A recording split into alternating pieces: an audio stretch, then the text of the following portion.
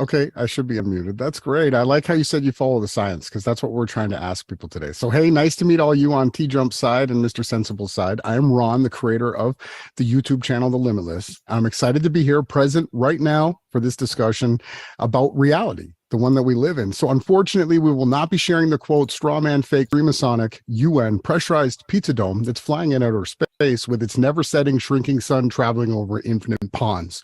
We're not going to have any of that. If you'd like to see any of that coverage, check us out at our link in our chat on Telegram at Reality Check. But what we do want to try to attempt today is to show you how our realm actually works with repeatable, measurable observations that we can all actually go out and do ourselves.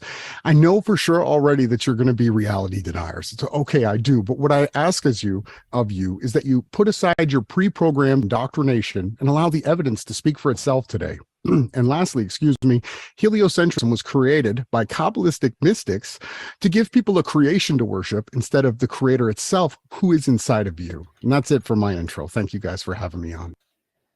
That's great. So did you catch the 13 points that I plan on covering today, TJump? Did I do what about 13 points? Did you catch the 13 points? Did you hear that? I did not know. Okay. So let's go through the 13 points that we're going to be going through, and I want to find out which ones you guys enjoy the most. But these are, number one, heliocentric debunks that no glober has been able to respond to. All right, that's the first topic. Second one, flat Earth proofs. We're going to have a focus on rivers. Third, how perspective works on a flat plane and not a globe.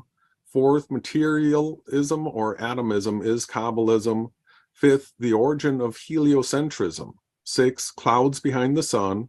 Seventh, the emboss filter. Eighth, planes above the sun and moon. Ninth, sun shadows pointing to the sun's location in the circle of sight. 10th, heliocentrism is Kabbalah. 11th, planes flying through the sun debunks overexposure being the explanation for clouds behind the sun. And 12th, the green flash and water liftoffs that we actually film with cameras like the P1000, P900, and then how far can we actually see? So the limitations of our circle of sight. So these are the topics we want to get into. Is there anything that you want to cover before we start looking at some stuff? I don't know, Mr. Sensible, what do you think? Do you have a preference? No, I'm happy just to get stuck straight into it because I'm not sure how much time we're looking at, but I haven't got forever. Gotcha. Yeah, anything's fine with me. I don't care. Like at least 2 hours, I think, right, Jay? Yeah, well, we'll see what we can get through. Some of this information is going to be really interesting, and we may get stuck in an area for a while.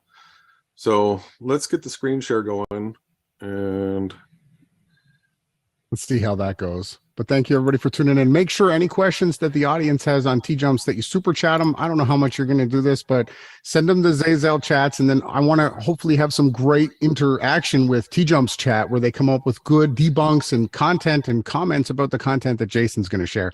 And I'm not going to talk over either of you two. If you guys want to interject at any time, just, you know, I just put my hand up sometimes. It's easier to communicate that way. I'm just going to be quiet and allow Jason to present. And I can't wait. I'm really excited to get, you know, a globe earthers or a heliocentric model's perspective on the things that we've been trying to discuss with heliocentrists for years now. So thanks, Jason. If you're ready, I'm going to mute. You haven't screen shared. Oh, thanks. Also the sound. Make sure sometimes, because when we go live, sometimes you forget to click that button, right? But anyways, let's go, everybody. Arms up. It's going to be fun. Do you guys have, was clouds behind the sun one of the options? It was. It is. That would be a good one to start with. That one's fun. Yeah, it is fun. But what we want to do is establish that heliocentrism has been debunked. So with this video, what I did is it's really just a study of the moon and how the moon debunks heliocentrism, because there's so many different ways to debunk it. But with this one, I got to ask you guys, from heliocentrism, what is your explanation for there not being a lunar eclipse every single month? Simple. The moon isn't always directly in between the Earth and the sun. Okay, great. Yeah, so do you know what they call that area? The area that you can't have an eclipse? right? Or the area that you can have an eclipse. So they refer to it as the lunar nodes in heliocentrism, and their lunar nodes are at the equinox. So what we're going to be doing is taking a look at the heliocentric model, their explanation for there not being a lunar eclipse every single month, and see how this works out. So let's check this debunk out. Number 3. I want to give special attention to heliocentric debunk number 4 because it is the most easily verifiable debunk of heliocentrism in my opinion. Let's focus on the fact that the only time a lunar or solar eclipse could ever take place in heliocentrism is that. All right, so do you see this here? We've got, this is right from timeanddate.com. This is standard heliocentric graphics here. And what we have here is the March equinox and the fall equinox that are the times that they say are the only times that lunar eclipses can take place. So we can go through it and analyze this. Yeah, we can just go to the Wikipedia for lunar nodes. They have lots of pictures. Debunk number 4. Yeah, this is the graphic that you're going to find, right? No. It might be similar, but the one on Wikipedia makes more sense to me. But what's the issue? What's the issue with this graphic then? What's the issue with it? So at the equinoxes, right, this is the only time you can have eclipses of the moon or the sun, right? The equinox report is, the question was, why don't we see an eclipse each month? And the answer is because eclipses only take place supposedly in the heliocentric model during the equinox period. That's the answer that you get off Wikipedia. Yeah.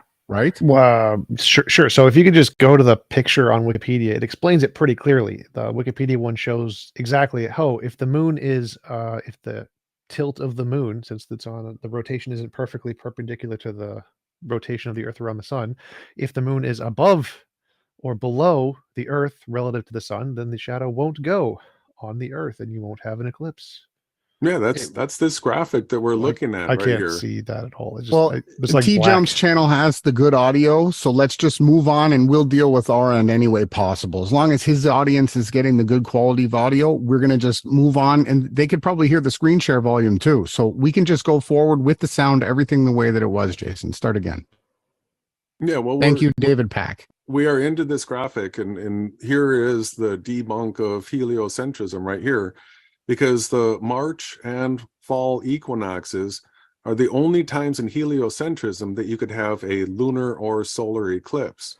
All right, so these graphics where the June solstice and the December solstice is, I'm going to zoom into them in the heliocentric explanation right here of, right, I'm going to focus now on what it says is impossible. You can play the sound. It works. Great. Near the June solstice, the model literally makes it impossible for either a lunar or solar eclipse anywhere near these dates. So, do you guys see and recognize the heliocentric model here? This was your explanation for how there's not a lunar or solar eclipse every month. Sure. Right? Right. The moon's too high and the moon is too low. Sure. All right. So do you recognize that, Mr. Sensible? Well, the moon's orbital rotation is at an inclination. So, I mean, obviously there's always a shadow. That shadow is a cone. But if it doesn't intersect with the Earth, you won't get an eclipse. If it does intersect, you will. All right. But so the heliocentric explanation for why we don't have a lunar or solar eclipse every month is that at the solstices, because of the 5-degree tilt of the moon to the ecliptic plane, right, and the Earth's tilted 23.5 degrees, that puts the moon too high or the moon too low to be eclipsing, correct? Sure. Yeah, what's the argument here? Yeah, right, I well, don't what happens either. We both acknowledge that sometimes the shadow will miss the Earth, then there's no eclipse. If we look up the dates of projected lunar and solar eclipses, will we get any outside the narrow window of the equinoxes, which are the... All right, so a big popular eclipse, June 21st. Can anybody tell me what day of the year June 21st is? No idea, but the Summer graph you solstice. shared doesn't show anything about Summer months. solstice. Quarter of the year past the equinox. Okay. This is exactly in the range where heliocentrism says it's too June high. solstice or too low. isn't anywhere on the picture. There's no solstice part. That's something you added. So that's not in there.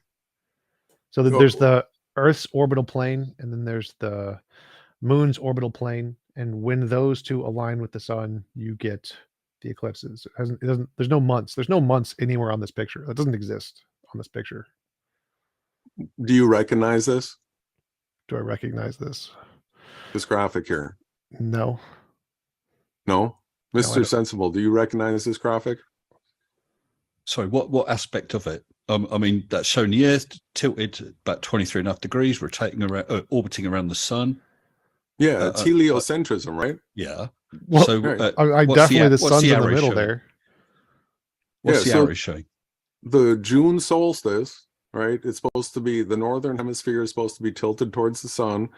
The December solstice tilted away. Do you understand where the months line up with the equinoxes and the solstices? Yes. Right.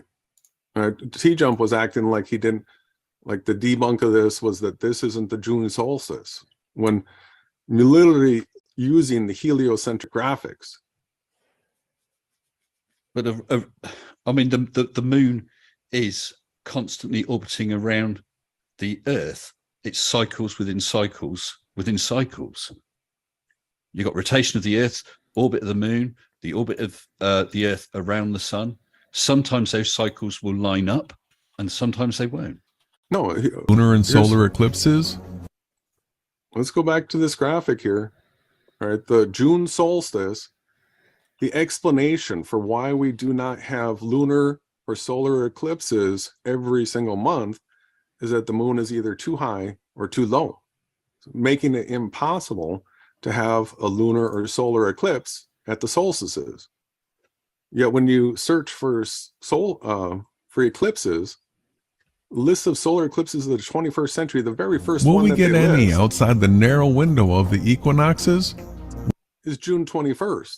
I never said Summer it was solstice. impossible. Like that's not a thing. Like the tilt from the moon relative to the sun is like 5 degrees, so it's still possible. Like I never claimed it was impossible. There's no issue here. Like this would not in any way be a problem with the heliocentric model. No, what's not getting through your head? Because we literally have heliocentrism saying it's impossible right here. No, there's no point where it says it's impossible there. It says It too says high there's a or too 5 degree low. tilt, and so at the top of that circle it wouldn't happen for that diagram. That's all it says. It doesn't say anything about it being impossible. It's not in anywhere in the diagram. All right, well, let's not We belabor can the check. point Is too it, much. what is your question? There's- Is it possible to have an eclipse during the June solstice? That's your question? In the heliocentric model. Yes. Well, I mean, everybody pretty Although the model demands that they sources are happen gonna during be the- on the heliocentric model. They just stated that they happen during the equinoxes. The solstices are again I don't care another about the 3 months equinoxes. later. Like, an annual eclipse appears as a partial eclipse over a region of the Earth's thousands of kilometers wide. The eclipse will start only a few hours after the northern solstice, and most of the path will increase across areas with midnight sun. Yes. Solar eclipse June 21st, 2039. So yes, there's no Yeah, so heliocentric says yes, heliocentrism we can, no problem. debunked there. Now we've got more. Well, there's no debunk there. Like our model says, yes, you can have those. No, where I'm showing everybody the model literally. No, that's a picture. That's a picture. That doesn't say that they're impossible. That's the It says heliocentric model. That is the heliocentric that's a model. picture. Well, it's one snapshot of the Yeah. heliocentric model. One Well, snapshot. 4 snapshots. Specifically- But Specifically for the reason of explaining why there is not a lunar and solar eclipse every single month. Right. And you picked a picture of one example where the picture does not show any shadow. Does that entail that the heliocentric No, this- model says that they are impossible? No, it does not say that. All right, there's more ways to debunk it. Let's go to heliocentric debunk number 3. 2. There is another closely linked debunk of heliocentrism, and that is the direction that the path of totality shows up. The path of totality could only show up on the ground as traveling from east to west, due to the direction of rotation of Earth. Let's zoom in here a little bit and watch. The path of totality of a solar eclipse is a narrow, roughly 70-mile wide band that experiences the sun fully blocked by the moon. With Earth spinning in the direction required for sunrise to be in the east and sunset in the west, we can clearly see that all eclipses must begin in the east and travel west.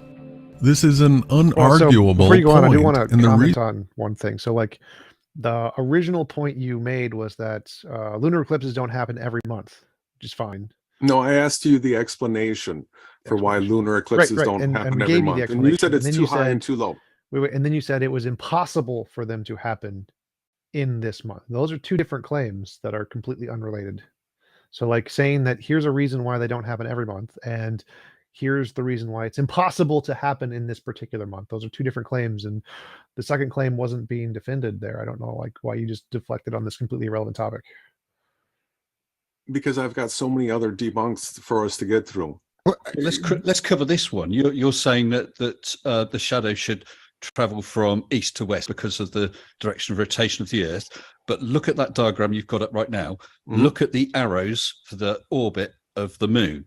It's going counterclockwise there. Yeah. So the shadow will move from west to east. The moon is tracking across, or the shadow of the moon is tracking across the Earth comparatively quickly. The Earth is turning slowly. If the Earth was spinning at the sort of speed you're showing in that diagram, then yes, it would appear from east to west.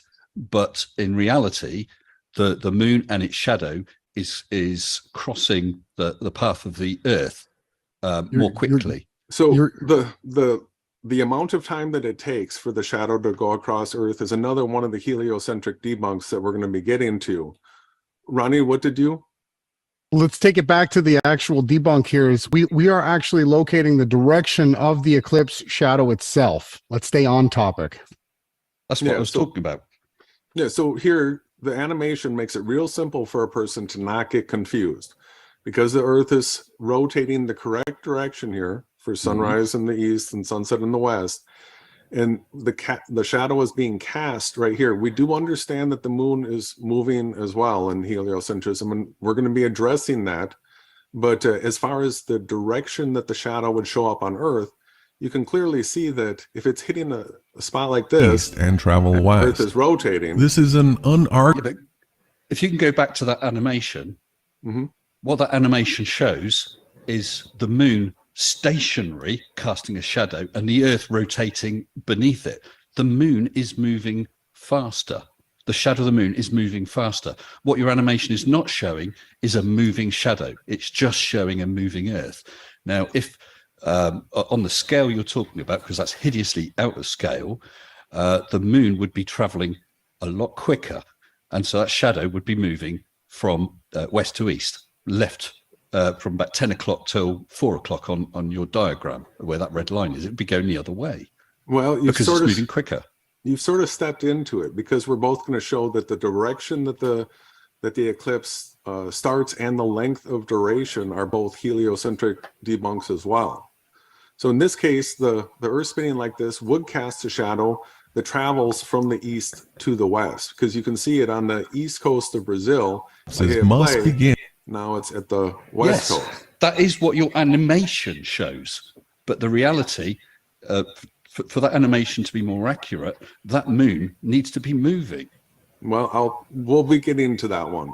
Well, let's just stick with this one right now. So what Mr. Sensible said makes perfect sense. If the moon is moving faster than the Earth, then the rate the moon will move when it hits the shadow is going to be significantly faster than the Earth's rotation in the other direction. And so the speed of the shadow will actually be going from west to east, because the speed of the moon is significantly faster than the rotation of the Earth. And so even though if the Earth was rotating, it wouldn't be rotating fast enough to make the shadow go in the other direction. So you're pulling model size Earth speed fallacy is your interjection, but that still doesn't debunk the fact that the shadow is traveling in the opposite direction that it would be if the Earth was spinning. continuing on, Jason, go to your next No, point. that so, I mean, literally they- doesn't make sense. So like, even if the Earth is spinning, It makes sense. no, it doesn't. Well, So like, if the Earth is Let's- spinning, say I have a spinning ball, and then I have an object that's blocking like a shadow because I have a light right there, so there's a shadow here. Now, if I'm spinning, but my hand moves faster, the speed of the shadow will be the speed of my hand minus the opposite rotation of the ball, right? So like, if my hand crosses the light, You're just getting the speed of the ahead shadow yourself. will That's- be the speed of my hand, and then if We'll the get to the speed of the Earth is speeds. going the opposite direction, it'll be minus, or the same direction, it'll be minus this speed, but it will still be a positive speed from west to east, won't it? Well, at It's- least you're it's in the alluding video to- already. You at least he's sorry, Jason. At least he's jumping alluding ahead. towards speeds. No, it's a good thing that you guys are queuing up the mental processes that think about how the speeds would actually take place. But continue, brother. all right. So here's another way of looking at the debunk. Another way to debunk heliocentrism is that we can literally map which direction an eclipse has to happen and at what time. If the Earth is moving this way 67,000 miles per hour and the Moon is traveling this way 2,288 miles per hour, then to have an eclipse, be it total or annular or partial, the path of the eclipse must be from the south to the north during the March equinox. You guys get that? No, I have no You idea what see you're how- talking about. Well, you saw the arrows, right? Yeah. 67,000 miles an hour orbiting the sun. The moon, 2,288 miles per hour. Yeah, I see the numbers. What's around the conclusion part? Right. So you were talking about the two going two different directions and what that entails, right? Yeah. How it, right. So it is all mapped out here. Wait, And one of the things that you can see we were is talking that- about the rotation speed of the Earth. The rotation speed of the Earth relative to the moon is slower. than the 1,000 speed miles of an hour at the moon. equator. The Earth is traveling 60,000 miles around the galactic We're center. talking And about the he's stating that the moon is rotation traveling speed, not the movement 2,288. speed. Rotation. The moon doesn't rotation rotate. speed. We've only ever seen one face of it. It's very simple to pay attention. I think you guys are throwing off like, oh, we don't understand. This is retarded. Let's be adults here. At the beginning of this, we said we were going to look at stuff from an objective reality. We're just looking for truth. You're just constantly saying that everything we're showing is stupid because you don't understand it. How is this No, a we good do conversation? understand it. We do Well, understand. then Look, pay attention. let him go, Ronnie. Let him go. look at a clock. Look at the hour hand. The Earth is rotating at half that speed. May I share my screen for a minute? Just for a minute.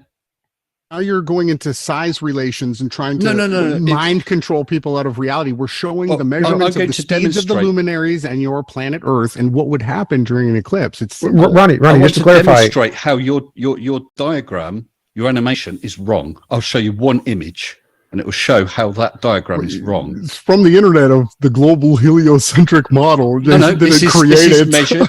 This is, no, this is it was measured. your number. Jason didn't make that. Did you make that and create it all and put the no? You Ronnie, your no, it's numbers a were the screen wrong cap. part. Your numbers It's were from the wrong part. timeanddate.com. I mean, what are you guys saying? The heliocentric. You guys are debunking the heliocentric No. model live. No. Look at this. Now we have eclipses traveling north, south, east, and west, all Ronnie, in your it's our same turn. model. Ronnie, it's our turn to talk. Go It's our ahead. turn to talk.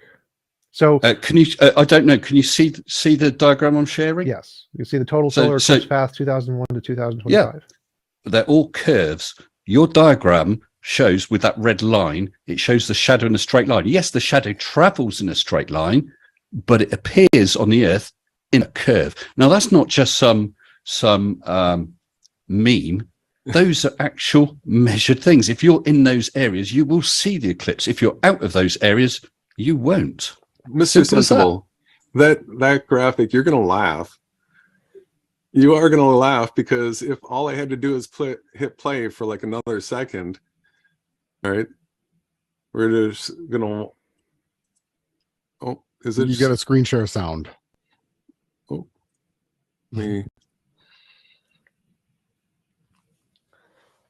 It's hilarious. You guys are funny. It's fun. You know, I gotta let you guys talk more. I'll try to calm down. No, that's fine. Interrupting is good. Dumpster fire gets more views, so totally fine. Yeah. All right. So now all I have to do is hit play on this video. during the March equinox. The reciprocal is true during the September equinox. In this case, eclipses must happen from the north to the south. The paths of totality promoted by heliocentrists shows that it See, all you had to Okay. do, All you had to do is wait, because Well, obviously didn't know that was coming up. But then how can you explain those curved paths on a flat Earth? oh, it's real simple. But that has to do with sunrise, set, and elevation angles. When the moon's rise, set, and elevation angles are the same as the sun's at a new moon, that's when we have a solar eclipse. So you can path out the areas latitude and longitude wise that will have that type of an anomaly. And the neat thing about these eclipses is check out eclipse shadows, because what they do is they debunk atomism and materialism, because the shadows are actually now light instead of a shadow. So And eclipses are very special. Go ahead, brother. And before we move on from this image, I know Mr. Sensible was bringing up the curved pass. Mr. Sensible, what do you think would happen if I projected this image to your globe sphere? What do you think would happen to those curved lines? Which is something I was going to say. Then it will appear as a straight line. Oh, Exactly. okay. Moving on. Well, Wait, that's so- just so- debunked you. So I want to No, go back to your point No, there. our Your model argument, actually your explains argument it. is that we would expect the eclipses to go in the opposite direction they actually do on the Wait. heliocentric model. That's your argument, right? Let's go back to the actual argument. So Yeah. here you've got with a big the orange with the line. path During of the March the equinox. Right. So you're saying The reciprocal the is eclipse would go from the south to the north if Due to this the was axis accurate. of the planes of the Earth and the Moon and the Sun and the galactic great axis. What do they call it? The great If you look attractor at- or something? I just want to simplify this. Your argument is that if this was accurate, the eclipse would go from the south to the north. at the March equinox. Right. And you think that's the case because the moon is Because we can stationary in because that we can picture. 3D model it. Because we can 3D model it. So if you put the moon in rotation around Earth here, if you have everything dialed in, everything exact, you are going to see the shadow, obviously, because if the moon's path is inclined this direction, it's going to come from the south to the north. And then the reciprocal during the fall equinox, right? Because of the path of the moon now. We go Right. back to the other picture. We just stick with one picture at a time. We got so many more, though. No, we it's got the so many same. more. This is Right, just the September I equinox. want to explain using the other Okay. picture and going back to All the right. other picture. So you think that it's impossible on this situation for the eclipse to go from the west to the east. That's what you're saying. We're not talking about west and east right now. We're talking about the fact that the totality path would actually have to come from the south to the north. Right. So you're saying it's impossible for the totality path to go from the west to the east. No, I'm talking about it going from the north to the south, not west and east. We already covered that one. What? What you're saying literally makes no sense now. So what is your argument against the flat earth here? We're not against the flat earth. Or against the heliocentric model, my apologies. What is your argument against the heliocentric model in this picture? The argument is that the eclipse would have to come from the south to the north during the March equinox, and it would Right. have And to so go it's from the impossible north for it to to the go from south. west to east. That is, you're saying it is impossible We're not for talking the about eclipse west to and go east from now. We're west to talking about east north and in south. this picture. What? We're talking about north and south, not west and east. We already covered that one. Yeah, we're now onto the north-south path. Yeah. South-north. All right. So you guys seem stumped. Let's go to the one No, about not time. stumped. Not stumped. You talked Okay. about this. If this was all 3D modeled, you can download one of those sandbox, solar system or universe sandbox type things, and you can fast forward it. You can wind it back. You will see what we actually see, and it's Stellarium, not too. what you're showing. This is heliocentrism's explanation for why we don't have a lunar or solar eclipse every month. That's what we're going through right now. This is the No. explanation. This is the lunar nodes.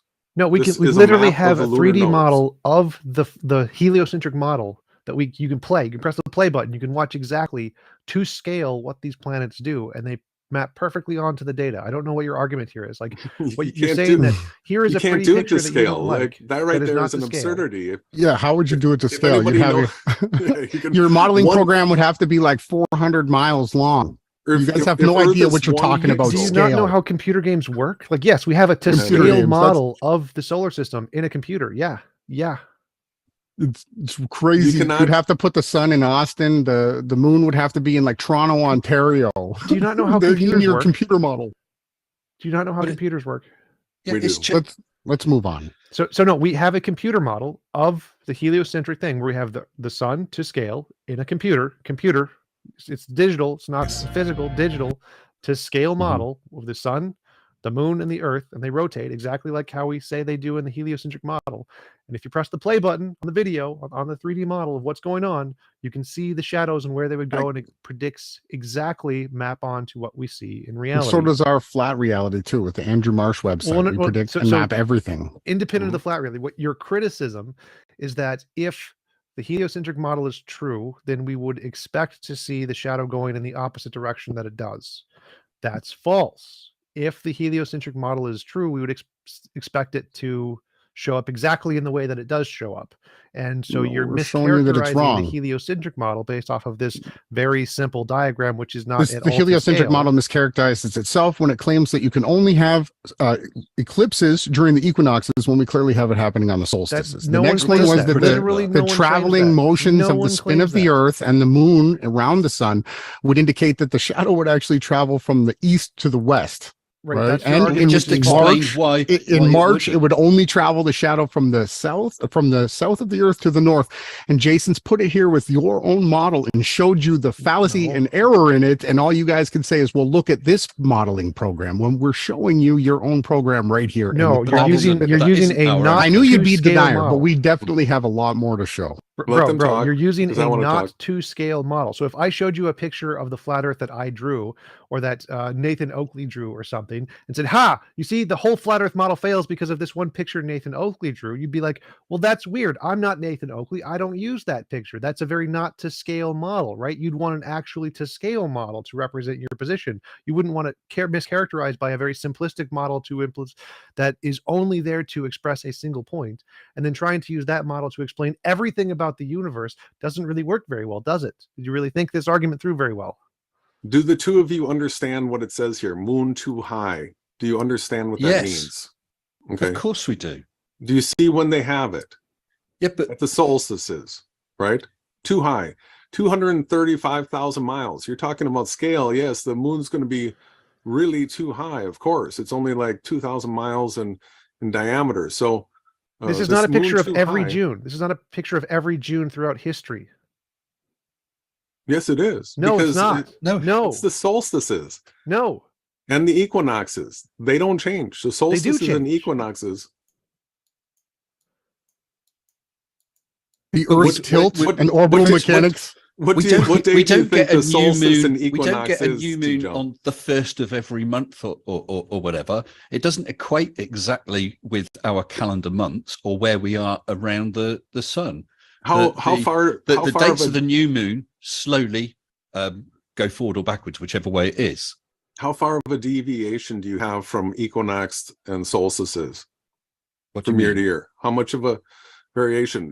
June 21st or June 22nd, right? No, I'm not talking about that. I'm talking about the actual December 21st phases or of the December moon. 22nd. If you had a new moon on, pick a date, December the 22nd, then next year you will not have a new moon on December the 22nd or just at the tail end of it. The year after, it would be slightly different. It's a slowly changing cycle. Yeah, it changes over 3 months in this Therefore, cycle. your So diagram does there- not cover every it's not my every diagram. solstice. This is heliocentric. This is No, because timeanddate.com. if that's June with your diagram there, if that's June the 21st or whatever, then the next time the Earth has reached that point around its orbit, the moon will be in a different position. It won't be. You don't have a new moon on exactly the same day every year. I understand.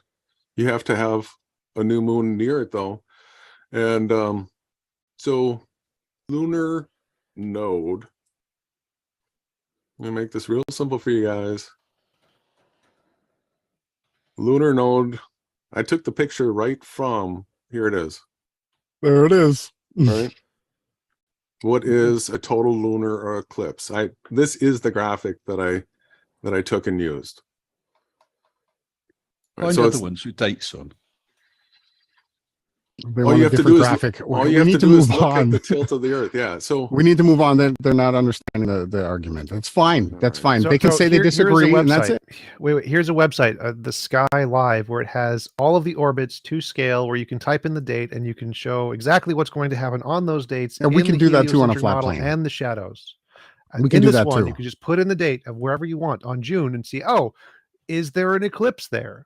Put that in your yes, chat. I'll save that website and see what anything else I can glean. Cool. But we've Yeah, got so many there's things tons to of these. prove. 3D model to scale of solar system, and you zoom in, and then you press the play button, and you type in the date, and look, oh, look, there's an eclipse with the Earth and the Moon on June. You know, they were one claims it's predicting impossible. eclipses long before the heliocentric sphere Earth model even existed, you right? claimed, I mean, you think that an eclipse prediction proves your sphere, your laws? Bro, your claim was that this would be impossible on the heliocentric model. Here's a literal model of heliocentrism where there's the sun in the middle, there's the Earth over here, and there's the moon here. And guess what?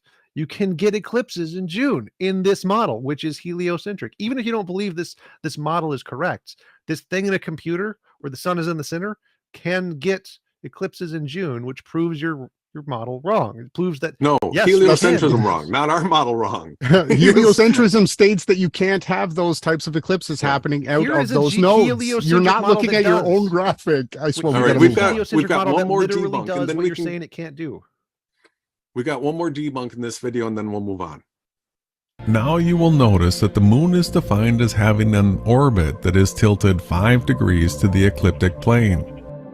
That 5-degree tilt is defined to the ecliptic plane, not Earth's 23.5-degree tilt in heliocentrism. As you can see in each of these diagrams, the tilt of the moon's orbit is contrary to the tilt of Earth in heliocentrism. So now that you have the lay of the land, Let's jump ahead here a little. Equinox and the September equinox being labeled as the nodes. Each of these nodes are the only time eclipses of the sun and moon could ever take place. Looking at the diagram, we can see that there are only 2 possible times this could happen, and that it is at the equinoxes which have been labeled nodes. Let's zoom in on the March node, as this will be the easiest to see. In heliocentrism, the moon must transit in front of the sun in order for a solar eclipse to take place. Now, as we know, in heliocentrism, the Earth is moving 67,000 miles per hour around the sun, and the moon is traveling 2,288 miles per hour around Earth. So we see here at the March equinox that Earth is moving 67,000 miles per hour this way, and that the moon is moving 2,288 miles per hour this way. With Earth having a diameter of less than 8,000 miles, the transit of the shadow would take roughly 6 minutes and 56 seconds at the combined speed of 69,288 miles. All right. You guys want to test the math? I'm not going to test the math, but what you're forgetting, your diagram is showing the orbital inclination of the moon at one angle's the wrong word, but for instance, can you just go back so you can see the diagram without that maths thing over the top? Yeah. So you've got I mean, sort of center top of the picture where you've got the 67,000 miles an hour. You're showing the orbital tilt of the moon at a certain angle as opposed to the plane of the ecliptic. Yes. That processes, it changes, it cycles over about 18 and a bit years. So what is true in that diagram today won't be true next year or the year after or the year after that.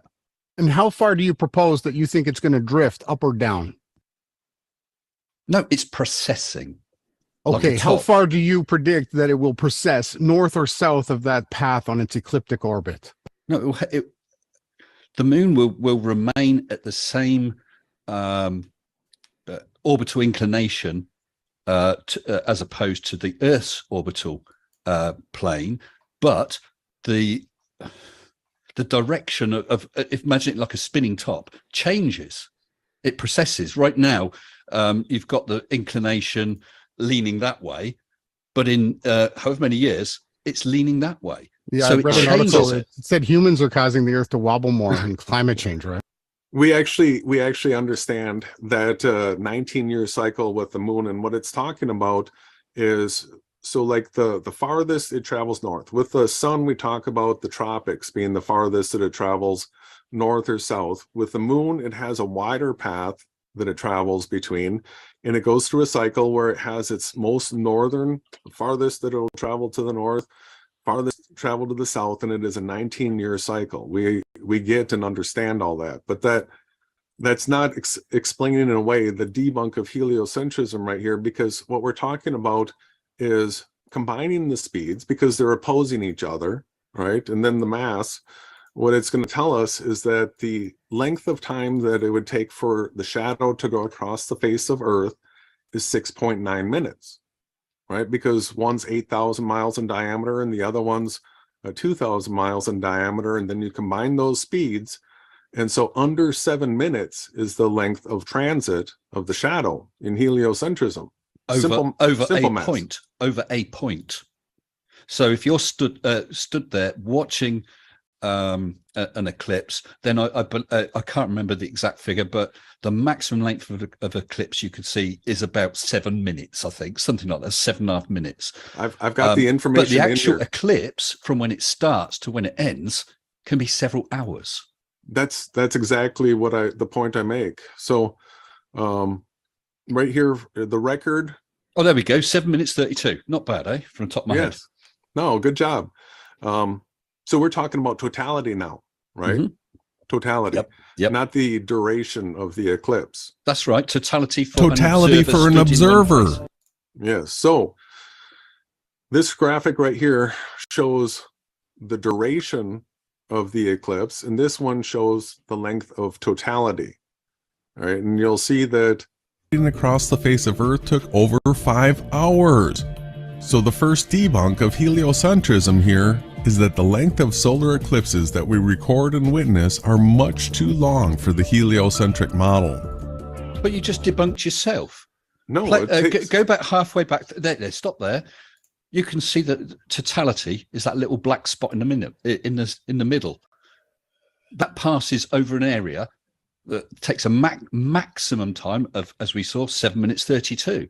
The wider penumbra, where you see a partial eclipse, will last longer. But the actual eclipse as a whole, from start to finish, as it is traveled across the face of the Earth, could be several hours. That's not a problem.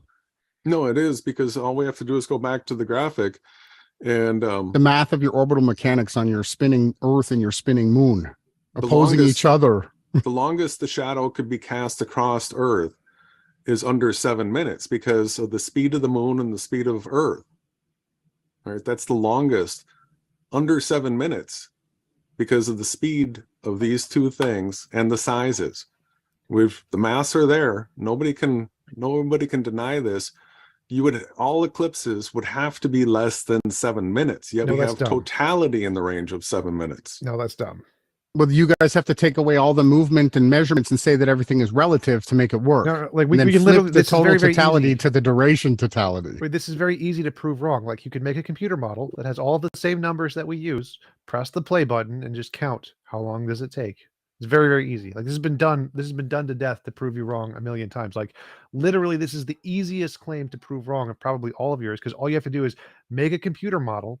You don't have to think it's real. Just say make a computer model that has all of the numbers that NASA uses, press the play button, use a stopwatch, problem solved. Like literally, this is very easy. You do understand that these numbers are at a scale that there is no possible way to show any representation of it.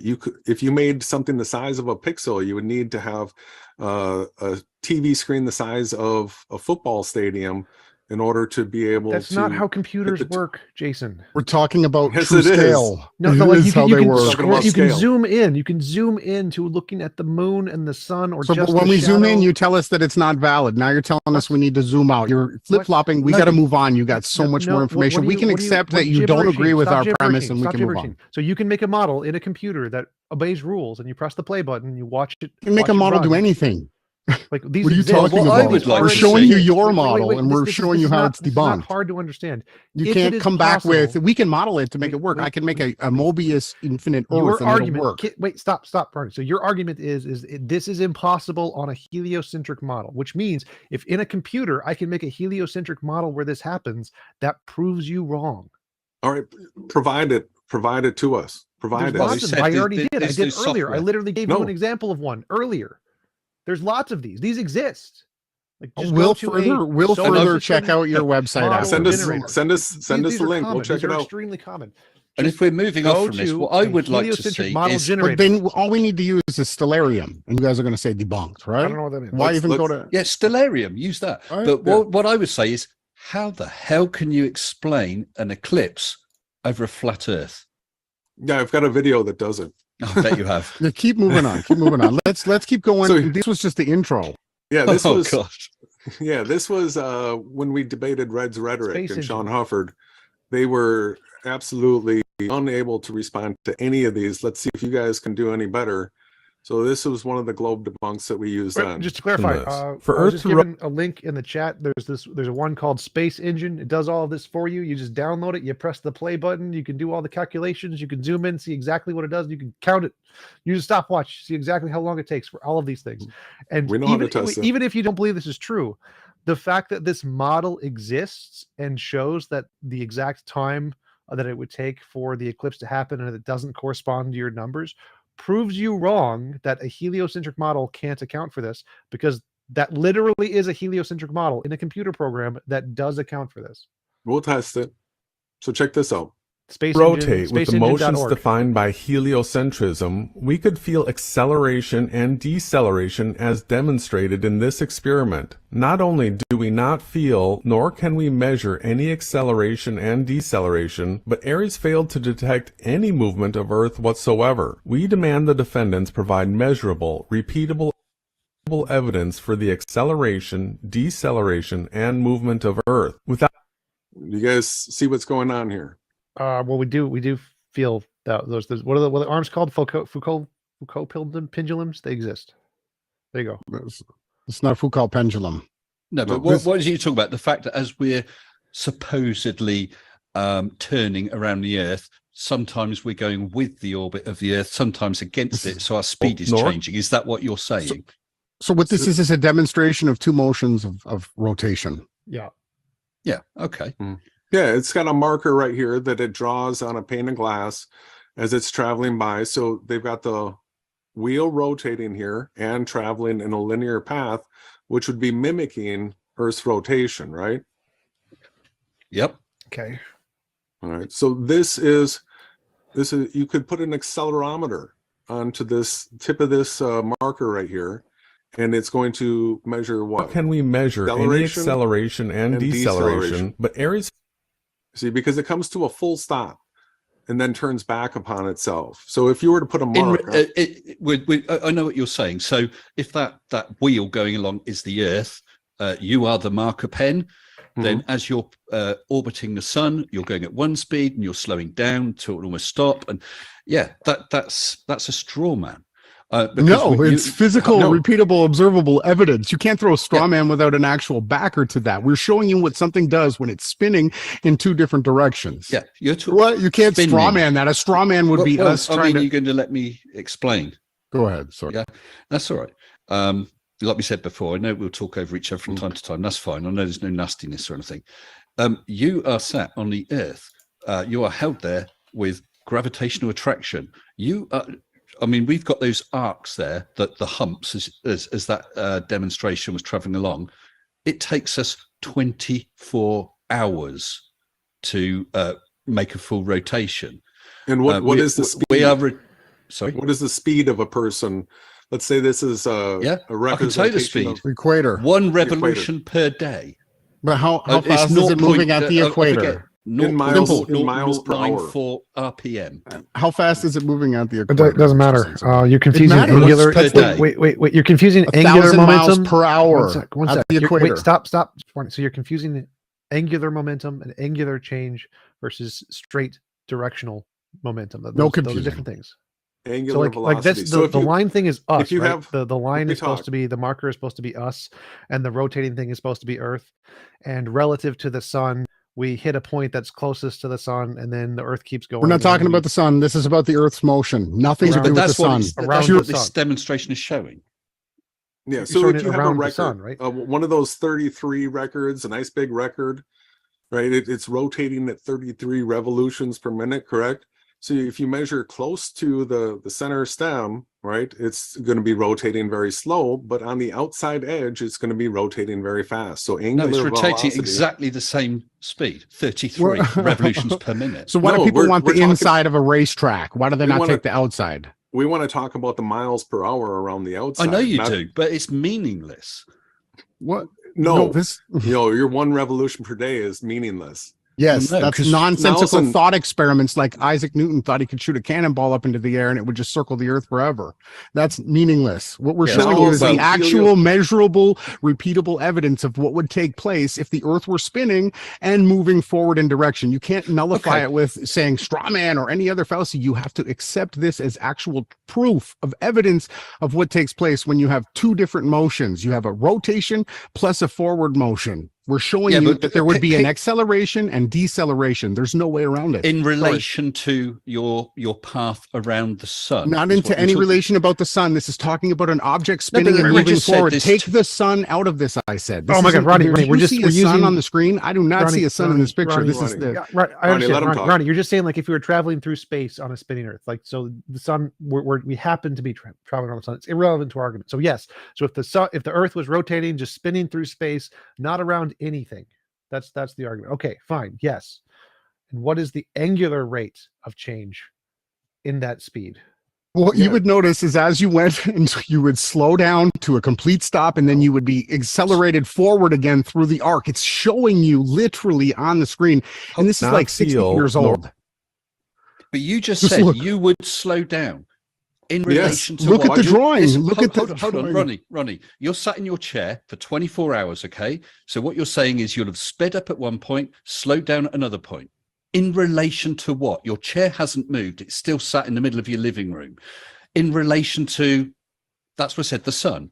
You could be traveling in a path, the orbit with a radius of 93 million miles, takes us a year to go round. If you actually had a traced line where it is and looked along it, it would look dead straight. It's big. So again, you're taking things to size comparisons like Neil deGrasse Tyson. See, of course you wouldn't see how big you're a tiny grain of sand on a beach ball. No, this is all nonsense. What we're showing you is the two motions of movement for a rotating forward directing object has acceleration and deceleration. And none of these things have ever been measured. Just like my chair isn't going to move if I don't move it because Earth is motionless and we can test it and repeat it and we can go out and show it. That's what we said we were going to do. So with an accelerometer on the tip of this thing right here, it would be showing coming to a full stop and then going forward again. no, Coming to a because full stop. your then going forward again. accelerometer is on the surface of the Earth. So if you placed it on the table, sat it on, or Ronnie's holding it, sat in his chair, as I was saying, then his movement is constant at 1 revolution per 23 hours 56 minutes or whatever it is. We're showing people that have the ability to just look at this video that what you're saying isn't true. It comes to a complete stop. Now listen, relative is critical. Just wind that video just about halfway so that wheels in. What do you mean by relative? What do you I'll mean? explain. Clarify. I'll explain. Right. So now what we've got is we are sat still. That wheel is traveling past us relative to us. If we were on a camera that was on an arm looking straight at that wheel, all we would see is that. And all that would everything change else is our going on. perspective and parallax to the spinning moving wheel. The spinning moving wheel is No, showing not us parallax. exactly No, what not it talking is about parallax. and what it's doing. You can't say that if we were moving now. Everything that you're What you're looking interjecting at, here that- is just taking away from the simple, obvious logic understanding of what Jason's showing. If you guys could just say that you understand what we're showing, we could just move on. We got So much I more. understand. So if we put, let's say that we traced out spin the camera. the Let's say that we're line spinning the really- camera and we put an accelerometer just on the table. Would the accelerometer Why do you want measure us in the camera? I don't understand. suppose I'm holding the camera and spinning it in my hand, rotating spinning around it to make it center look of like that wheel. that pattern. Then let's put the accelerometer on the camera and we'll measure say- the motion of the my camera. analogy, stick with my analogy, Jason. So my analogy is I'm spinning the camera and the accelerometer is on the table. Will the accelerometer measure anything? If the accelerators, if it's on the table, it will not measure anything because Earth is not moving. It's fixed. And that's how all other devices that we Relative to the measure camera. things off of actually Relative to the work. camera. So the camera's spinning to make it look like that image. Then the you accelerometer put on the the table measures then it. you put the accelerometer on the So camera how- to see what motion here, you're applying to that. Right? TJump, how many miles an hour is your car going when it's in park? A lot. is going 1,000 miles an hour at the equator, huh? But Yeah. even though your measuring device, logical in reality, says it's moving 0 miles an hour, right? It is moving let's move 0 on. in relation to the surface of the Earth. All that is nonsensical thought experiment. We are going to show you verifiable, researchable, testable, repeatable evidences that we can go out and actually visual. We've got clouds behind the sun to get to. Now we're going to go into curvature. Okay, let's go to curvature. So what you're seeing here is one of my first videos that I ever did. This is from like early 2016. So it was my first flat earth proof video. And so it just so happened that I lived on a river here in Austin that we had a big flood.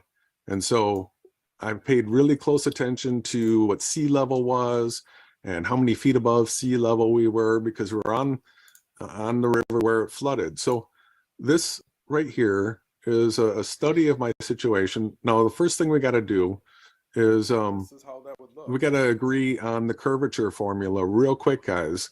Go on and tell us what it is. Do you understand that 8 inches per mile squared does not give you enough curvature? It doesn't give you a curve at all. It gives you a parabola. Well, it gives you a slope. It's right here. No, that's a straight line. It's a slope. It gives you So a parabola. When the squared, the 8 inches per mile squared means it goes up exponentially. It would be a parabola. It wouldn't be a line. But I'll grant you that at relatively short distances, it can give you a rough guide. right? It's It not too bad, should. but it doesn't give you enough curvature for it to work for heliocentrism, right? It comes way short. We got that? Well, to be honest, most flat earthers say the other thing, and they'll go on about however far out you go, and then it's an infinite or virtually an infinite drop because it's a parabola. Yeah, it comes up way short if you actually test it. Well, it's a meaningless thing, but I know that a lot of flat earthers use 8 inches per mile squared. But we're gonna use it for rough means. You agreed that it sort of works in a rough way For a So short here's- distance, yeah. Here's the premise. My place on the river was 140 miles from the coast here in Texas. And so what I did is I modeled this up, and what we got here, Black Swan. what we got here is at 143 miles, the total curvature would be 13,632 feet. All right. But I was 400 feet above sea level. Right. So I subtracted that out. So we've got 13,232 feet of drop that we should have from the mouth of the river to my house. Right. So all you have to do is have the observer positioned right here where the river flows into the larger body of water. And from this observer's vantage, if they look back towards my house, right, my house would have to be 1,200 feet No. below. Yes, because everybody places themselves at the top of the globe. Oh my goodness! Always. You're not going to what's his name? 10th Man's Alice and Bob proof, are you? We don't know who that is. No, never heard of Oh them. right. So you got that lady there. She's looking to the left and can see that the horizon has dropped. You put Bob at that end. He looks to the right, but she's dropped. So why isn't it curving like this? Is that where you're going? No. The Thank goodness fact for is, that. for the So person if you're that's- just talking about the fact that what are you saying? Your elevation at your house was about 400 feet. Was that what you're saying? 400 feet above sea level. Okay, Yes. 400 feet above sea level. I don't know how far from the sea it is. 143 miles. It's all in Okay. the graph here. Right. So all that means is from that start point of your house to the mouth of the river, there is a drop of 400 feet. That's all the drop is. Do you not get that? The surface except is curved. Your house is 400 foot roughly further from the center of the earth than the mouth of the river is. Yeah. So this is Rivers just one of don't the- flow because of the curve of the earth. They flow purely due to elevation. Yeah. Well, rivers wouldn't work on a globe, and this Why? right here is the demonstration of that. Yeah. No, So what's the it's- problem with the image? I don't see the problem. You don't see the problem. So the observer right here that's at the mouth, that like Mr. Sensible is saying, we know that there has to be 400 feet of elevation drop for the water to move from the back of my house into this body of water up here, right? There has to be that elevation drop. What? But yet You don't believe that there has to be elevation drop? Wait, for- so No, your there argument has is to be that- elevation drop. That's not curvature. If Wait, you so took you're an saying that water absolutely- can't go from your house to the river or something? Is that your argument on a curve? I think where he's coming from, Tom, is if you had a perfectly smooth ball, Jason, the elevation is like you stuck something on the outside of that ball. So it's flowing from the highest point, the furthest point from the center of the ball, back to the surface of the ball, mean sea level. That's all it is. It's got nothing to do with Sea the level. I curve. like that. Can I show a meme? Can I interject? Yeah. Memes are Let me good. stop screen sharing. I'll screen share real quick. Let's see if this works. Trying to do this so that everybody can see. So you guys should be able to see here. We're starting off with the Nile. Right? Oh Is my it God. clear? Can Rhymes- everybody That's the rhymes same with thing denial. he's talking about. So a river that flows north over 4,000 miles against the supposed curve of the globe sphere Earth. The impossibility of this further proves Earth is actually flat, and water always flows downhill to what? Find its sea level. You can be in denial when you can't accept this fact and choose to believe that you live on a giant spinning sphere. Did you guys want to comment before I move on to the next river proof? Yes, Ronnie. Go ahead, please. I really don't wish to be rude, but that meme is dumb. I mean, the difference between the mouth of the Nile from the source of the Nile could just be a couple of feet. It doesn't matter the length of it. The water is going to flow from the higher point to the lower point around a curve, because it's not going over a hump or anything. It's not running down the curve or trying to run up a curve. It's going around a curve. Around a curve. That's what you say. Well, let's go on to a little bit more evidence to help you understand what I'm trying to say. How about the Suez Canal? Earth is definitely flat. It's a 120-mile long canal, right? Yep. Sea level waterway located in Egypt and connects the Mediterranean Sea with the Gulf of Suez with actual zero curvature allowance in its construction. And the next meme I have right here is an actual diagram of the elevation map showing that it's perfectly level for over 100 miles. And guess what? The kicker of this is, wait 1 second, Mr. Sensible. Yep. There are no lift locks in this dealing with the supposed. Do you understand that that's 9,604 feet of curvature missing? That's not curvature. It's the same level from one end to Can't the other. tell me As that it's- Earth is No, flat, hold but on, it has hold a on. curve. I waited for you, Ronnie. I wait for you.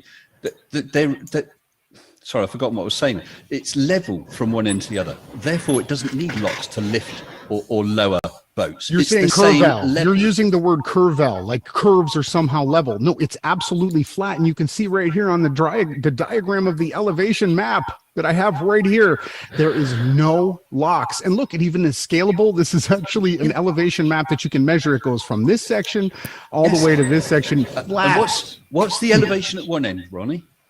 Sea level. What's the Sea elevation? level. What's the Sea elevation level. at the other end, Ronnie? Sea level. If there wasn't a Yes. sea level elevation, Yes, they would it's have not to going have up. lift It's not locks. going down. It's maintaining the same Right. level. And there's not a water hump. And there's no humps. No. What do you mean? It's not? There is no.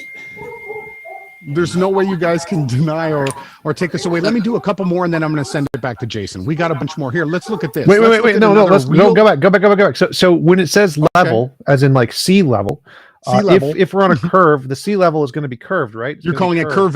curvel, not Right. not level. You're calling it curvel. Let's get this right, Curve. so everybody in the audience can understand your Curve. crazy I get what you're saying. It's non-reality curved- mind it's control curved tricks level. that you're trying to Yes. pull. Curvel, level Sure, on a sure, flat plane sure, in a sure. simulation reality like we teach, or curvel like it would be on a sphere. that We wouldn't say picture- things were sea level. We would say it was sea curvel. Just Right. get the So terminology if right. we're on a curval, say if we're on a curve Okay. L or whatever you want to call it, Mhm. I wouldn't need any sea gates to go up and down like 1,000 miles. Yes, you right? would. How do you know how the Right. properties of water work? They find their level, which is sea level. They don't flow up hills or down hills. Ronnie, If you can what- show what a is- diagram of a spinning sphere with water clung to it, or any Oh my experiment at all where you can show me water flowing upwards in elevation, show me. Show It's me. not flowing up. Evaporation. Are we going to talk about being a gas? Let's Do stick you to know the what actual elevation picture is, on the Ronnie? screen right here. This is 100 miles with zero curvature, zero locks, and there's missing 9,604 Now, feet hold of on. curvature. It's showing zero changes in elevation. Yes, That's that means not- that it's flat. Do you see No, a it curve in this doesn't. map? Do you see a curve? Well, So no, you're 'cause telling me that's- that when they designed this and built this, they measured to the center of the earth and then they ran a string No, and they did no, a you don't need to. What You don't what need you're to. suggesting is absolutely crazy because they actually use the water to level it because water Yes. always finds its level. Let's look at Yes. this picture. So if you're claiming that we live in a curvelle, let's look at a real life experiment here. Someone's taken a mirror and they've shined a light on it and they've put a curve onto it because you say we live on a curvelle. This is what it would look like. Look at this surface, which is flat, and which does the real life picture match for you guys? Does it look like we live on a curvelle? Do you see a spotlight out here on the water, or do you see the light fully extending all the way to the observer? I have no idea what I'm looking at right now. Okay, I'll explain it again. At the top of the screen, we have a curved surface with a flashlight being shown onto it, shined. In this one, we have a flat surface with that same flashlight being shined onto it. And below, we actually have an observation of the sun pointing at an observer. What do you think this observation matches? Your curvelle theory over here on the left? Scale will make a difference. But Ronnie, I cannot. No, you believe cannot don't- talk about scale. We're showing you an actual observation of a picture taken of Earth. I'm not telling you Ronnie, to imagine how Yes, far. but you're comparing it to two bits of glass, wet glass or whatever.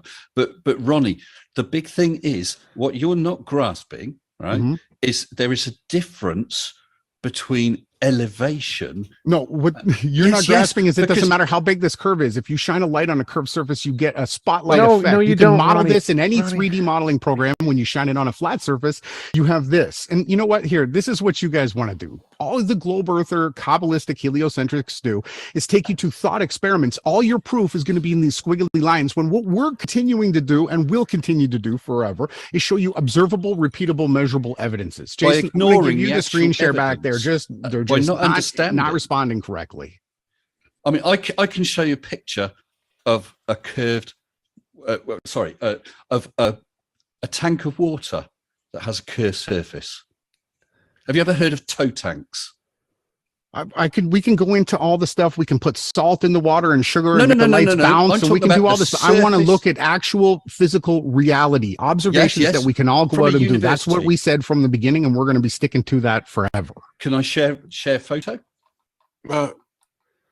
What do you need to share? Because I'm ready to Yeah. keep moving. You're on Yeah, to I know, but perspective you now. like to- we you guys we like haven't to gotten a move chance past to the respond to what Ronnie had said yet. So we Yeah. still need a chance Okay, to go respond ahead. to what Ronnie said. And make Thank sure you you. guys are super chatting over on TJumps channel. We want the Yes. good super chat questions. I'm really looking. We still have what, Jason? You still got. We want to talk about what else do you want to talk about? Then we'll get to your responses. Jason, like, give us a blow through. You wanted to go into perspective. You've got what else do you have? How Wait, far no, can we see? still need a chance to respond to the gibberish you just said about. I was giving you a little bit of time to come up with your response. I was talking to give you that time. But if you're ready, go ahead. I'll mute. Yeah, can you see that image? Yes. Can you see that image? Well, so I just want to say that if I take a flashlight, put it on top of a basketball, it'll create a long line. It won't just create a little dot. Well, yeah, you're taking it to a crazy, nonsensical straw man, non-reality. I showed you a said picture any of a ball. You surface said any reflecting ball. If I light. shine a light on any ball, will it create a line? You can't Yes. zoom into a. You guys just taking it to nonsense realities. I showed you the evidence. Well, you said that, Ronnie. You can see that picture of that tank of water, yeah? I can see that. Yes. Yeah, that's a tow tank. The construction that's across it is the gantry, which runs on those rails. The tank is used to model ships, how they handle waves and so on. When that tank was built, it's at Southampton University. It's the Boulderwood tow tank. It's 138 meters long. Those rails have to be perfectly even height above the surface of the water. I know it's showing waves in it right now, but they let the water settle. Those rails are set so that they're the same height above the water, so it doesn't affect the gantry and affect all the readings. From one end to the other, there is a curve, a hump in the middle of 0.6 millimeters over a length of 138 meters. All those red mountings had to be adjusted using a microscope and a pin touching the surface of the water. And as I said, it's a curve. That was measured against the water. That's the amount of curvature you get in a 138 meters long tank at the latitude of Southampton University. That's measured. There is curve, but the surface of the water is always level. The gantry, Where did you measure the curve? Where? What was the curve measured on again? Sorry? The water. They adjust the rails, so the top of the rail is the exact same distance above the water. Yeah, do you understand? So we're making waves and we're measuring the distance. It's flat. No, Ronnie. It's flat. Oh, it's flat. Here you No. go. Have a look at this. Forget the waves. There's the tank, and it's still. and there's a gantry running across. That gantry must not move up or down. Those rails must be the same distance above the surface. You see, they do have a wave machine for testing the models of the ships. That rail, or the rails on each side, have a curve of 0.6 millimeters over the length, because that's all the curvature is over 138 meters. So you're taking it to a scale. But wait a second. Why is it then in your heliocentric model that the wave or hump of the Earth spinning would actually be larger than Mount Everest? How come nobody's ever filmed or viewed or observed this giant hump of curvature that would be demanded with the spinning sphere? Let's spin your pool here 1,000 miles an hour at the equator and watch what happens to it. It's just nonsensical what you just tried to do there. You in no way showed me evidence that I lived on a sphere. Now, if you could show me evidence, if you could, we're going to get back to Jason's point, but if you could, like, maybe we'll do another podcast. You could come forth with evidence to prove the sphere Earth with curvature, with measurements of Earth's rotation and everything else. I would be really interested to hear your side of it. But today we're hearing Jason's side. What's this giant hump thing? I have just shown a tank which is measurably having to conform, or the rails measurably have to conform to the curve of the water, which is conforming. But no other bridge, railroad, or anything ever built in construction has ever had to take this into account. Drilling holes into the Earth, all these tunnels, none of them take this your demanded tank curvature into account. Actually, they do. They just recently built new underground lines under the streets of London, and they had to be very careful to make sure they measured up, and they had to take the curve of the Earth into account. But what you're not understanding, did they use water to measure the curve of the Earth, though? Right? They're going to use a water level. Ronnie, can we all talk to? What you're not understanding about water level, Ronnie, is water sits at a level where it maintains the same gravitational equipotential. So are we going to go to Cavendish's lead balls hanging in his shed for you to explain to me the weight and how gravity works? Or are you just going to make me want to believe that somehow water is being stuck? Do you know how heavy water is? I'm going to throw it back to you, Jay. All right. So we're moving on to perspective now. I've got this video called what's this bulge thing? You mentioned a bulge around the Earth. What was the bulge thing? What bulge? Talking about the water should bulge outward due to the rotation of the Earth, as does the Earth. And it does, Ronnie. But that bulge isn't suddenly just at the equator. It starts at the north and south pole. If the Earth was spinning and the equator is its middle axis, yes, the mountain Everest of water would be at Ronnie, let him finish. Ronnie, let him finish. Yeah. If you had a model of the Earth as a beach ball about 1 meter across and squished it for to allow for the bulge, that's I forget, something 0.3 millimeter bulge. That bulge doesn't suddenly occur at the equator. It's a bulge starting from the pole, coming out to the equator and back again. It's 26 miles over the entire diameter of the Earth. It's minuscule. All right. So moving on to perspective. This is one of the things that heliocentrists like to give flat earthers a hard time about. They ask about the ships going out and how that's not proof of curvature. Well, what we did is we set out to prove that happens on a flat plane. So in this video, I actually paid a model to walk down a hallway in a mall where it was air-conditioned space on carpeting, and so all the environmental factors. There wasn't humidity. There wasn't any of these other types of defects. It's in a 2-story mall here in Austin that the mall is built flat. The mall is actually not curved. And we're builders. We understand how things are built flat. So here you were talking about elevation, Mr. Sensible. And here I am filming with the camera at the floor. And I also film with the camera up at eye height. And lo and behold, when... is this like a video or is it just like a picture? No, it's a video, and it was live streamed. All right, and so what are we looking at? You were looking at a model at the other end of the mall. The white dress lady? Mm-hmm. Yeah, it's gonna... And what's the problem? Yeah, what's the problem? She's disappearing. And you can see she's disappearing kind of the guy at the orange pants, but I don't see what else. Just wait. You're not screen sharing that specific link. You're actually screen sharing the OBS scene. It's fine. People can see. Yeah, we got what it was. We're not trying to hide anything. We're all about coming out into the light. We don't try to hide. You could see a reflection of that woman. But you could see a reflection. Yeah, a little bit of interesting stuff starts to take place. Let's all tune in and pay really close attention to this. Okay. Right. I see legs. Let's see, orange. So we don't pants. need the music, do we? Yeah.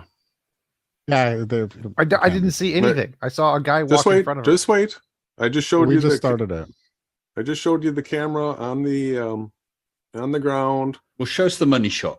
Yeah, camera on the ground, pants. She asked what I was doing. And look, And, you've got all sorts of Mute the sound. reflection. Mute the sound. Mute the sound. No, we don't need Mute the sound. Yeah. What you're noticing is that you can't see her feet. Let's let. No, Can we but all you can agree on see that? Can we all agree? reflections due to Hang on. density changes. Do you, Mr. Sensible, agree that Yes, you cannot see the her bottom feet? of her shoes. I agree. Okay, thank you. And the problem with that is what? Perspective in your She's vanishing beyond the point. vanishing point. No, From she's that- beyond from the that vanishing Perspective point. isn't a From that criticism. elevation. The What's the camera problem? has its own vanishing point, and she's about to cross back into it. Yes, She's. Mhm. and Yeah, but you can see reflections. That's due to. We're not talking about the waves of Yes, reflections but that it's you're seeing. We're talking distortion. about Can you not see her. it's distortion? Mhm. Just wait. And what The do you camera see when doesn't- you see ships and things on the horizon? You see this exact same distortion as well You as can see obscuring. distortion, but you can see some. It perfectly matches clear reality shots. perfectly. You can go out and retest this. All you have to do is find a long enough hallway in a mall. And if you want, take a laser level there and make sure you verify that all these different spots are perfectly level. And what you'll see is once she crosses the camera's vanishing point, you do not see the feet and she begins to be truncated from the bottom up until if this was a large enough mall, you would cease to see her again, roughly around 3 miles out. and this proves that what? Ships over the Things- horizon things and everything. things disappear from the bottom up on a plane due to perspective. No, that's due to distortion. You could see the reflections. Well, that's what it is. I mean, The it's camera, it's mirage. The camera is isn't it? sitting on the floor. I mean, that's a level. clear shot there, but you can see the wheels of that buggy that are further away. It's not a Yeah. limit of the camera. No, it's the limit of the camera's circle of sight because it causes what we have in reality is a vanishing point, right? In all realities, in all video games, you'll have a vanishing point. Once something reaches that, you will not see it anymore as it continues away from you. Yeah. You can Yeah, but actually see at the middle of the mall when she starts walking out of the haze and Haze, exactly. yeah. May Yeah, I look share an image? Look at the baseboard, and Yeah. this is a black rubber baseboard that's typical in commercial buildings. And all distorted.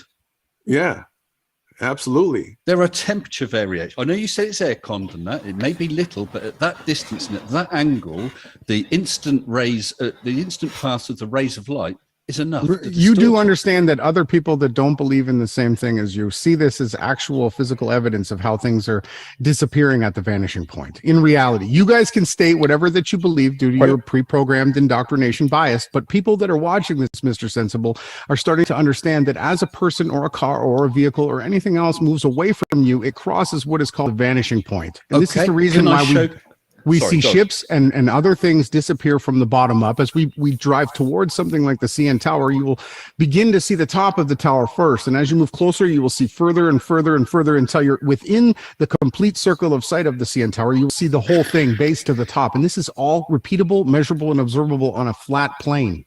And, we're just talking about the floor of this reality. Can We we get a actually turn want to real take this into the luminaries and the heavenly understandings of things that we see in the sky, because most flat earthers, they just talk nonsense. They deny the observations. We also want to take it up a notch. This is just, we're completely explaining what Jason's is showing, the vanishing point and the, go ahead. I was going to say, if you want to take it up a notch, I have an image I'd like you to explain.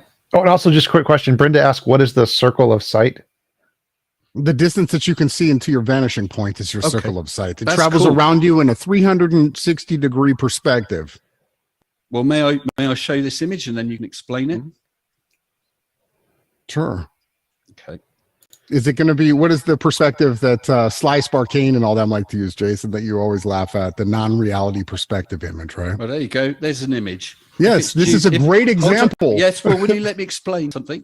If that's Sure. due to your circle of sight Yes. hiding the hull, how come you can still see the rigging? So the Which top is the of the same map, distance hang on, a- let me, hold on. Which is the same distance away, but it's really, really narrow. Let- Yet you can can I still see explain? it. So- And no matter how much you zoom, you will not yeah, see that you'll hull. never, okay, the zooming in thing I'll touch on really quick before I answer you. heliocentric model, and people that believe in NASA believe that you guys can zoom into the outer reaches of the universe. It's absolutely dog-do nonsense. We can only see what's in our 3 to 4 to 6 to 10 mile circle of sight. Jason's going to bring up the furthest sighted thing that we can see is 80 miles.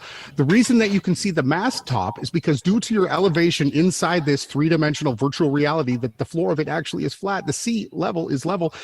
The mast, the higher in elevation you are, the larger of circle of sight you have, as well as you can be seen from. So the reason why you see the mast last is because as that ship continues to sail away from you, the vanishing point will continue to move up as the ship moves away. Nothing is moving up. The ship is moving beyond your vanishing point, and the top of the mast actually has the largest circle of sight.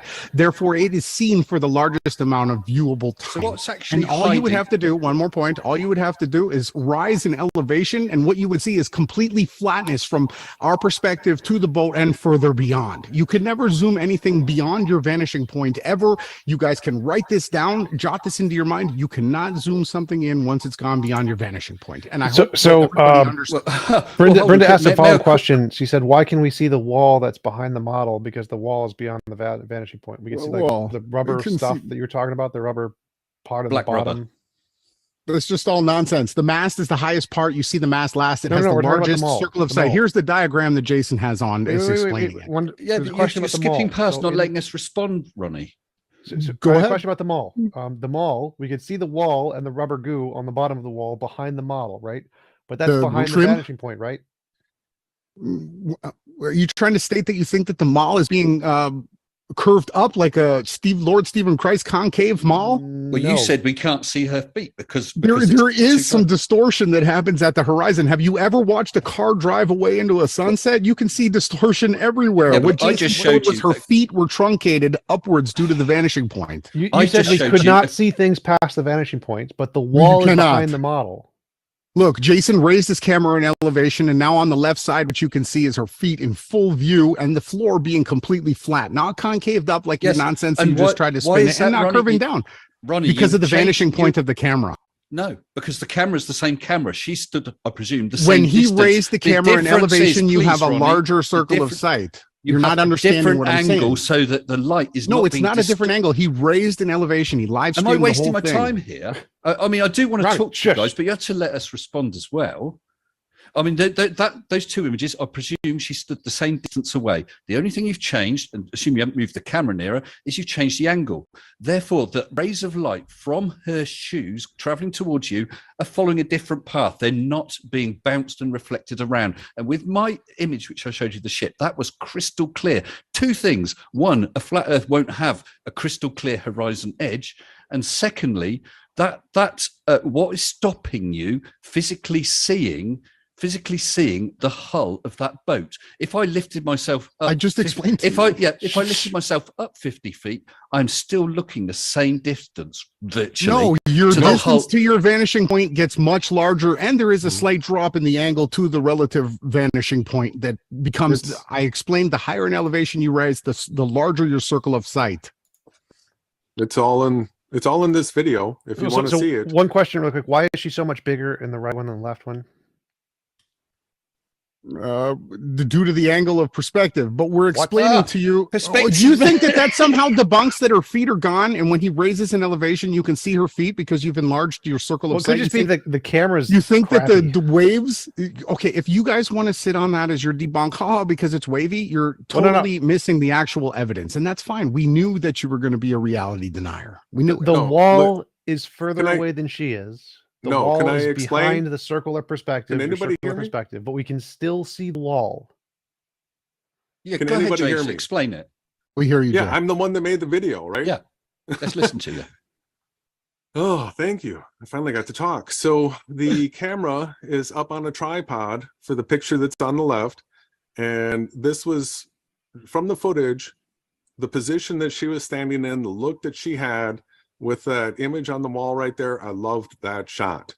And from the footage where the camera is on the floor, I chose another shot of her that I liked, and I put the two images side by side for us to compare. Have they got different zoom values or something? No. What? Then what? Like Tom said, why is she bigger in that one? Or is it cropped? Cropped. Yeah, cropped. when I Okay, put the okay. two images together. But do you?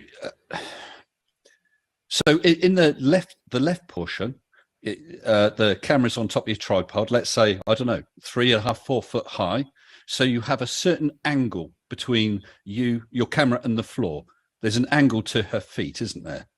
However many degrees. Let's say it's 5 degrees. So the floor to her shoes back up to the camera is about 5 degrees. With the image on the right, your camera is on the floor. Let's say it's 1 degree. Yeah, that triangle is 1 degree now. So you've changed the path of the light. That light is getting refracted and bounced around. Snell's law is changes in density in the air and temperature. What I've done is I've made the circle of sight smaller by putting the camera on the ground. That's the reason why her feet start to look like she's disappearing into nothingness as she's walking away halfway down the mall. Now, the thing is there is a live stream of this entire thing that you can check. You can see the actual footage from the live stream. It's all available. And yeah, it's just, you can test this anywhere. Go to a large factory and have somebody walk away from you on a perfectly flat floor, and you're going to see them disappear from the bottom up on a perfectly flat plane. We're just pointing out that this is how perspective works on flat surfaces. But no explanation of why that black line behind her feet, why it's all distorted on the rightmost image then. Why would it distort? It hasn't changed its distance away from you, so why is it distorted? Because it's beyond, this is something that's beyond the circle of sight here, that there is a haze that happens right there. Now, I know that you want to look at some zoomed in footage of like the sun at the horizon. So we're outside of a building and you're talking about the reflection at different elevations. We're going to get to that kind of stuff, but I wanted to just bring this up. I feel like time-wise, we're sort of going to have to jump ahead. Yeah, also time's getting on for me because obviously we did have delays at the beginning, and I'm going to have to get on in a not too long a time. All right, so let's be judicious with our time, and I want to show you some clouds behind the sun and stuff flying. Can you show us your best right evidences? Your best evidences to debunk the globe, or your best evidences to show the Earth is flat? There's too many. We've just begun. I know, but unfortunately, I've only got so long. So I'm asking, can you move on to your strongest? He was going into the clouds behind the sun. Go into the section that you were prepared to go into. There's obviously going to be some super chat questions, right, TJump, or are you not getting any? Oh, yeah, I got a few. Okay, but Jason does want to go into the clouds behind the sun. I believe that's where he was going. You have to re-screen share the motion program.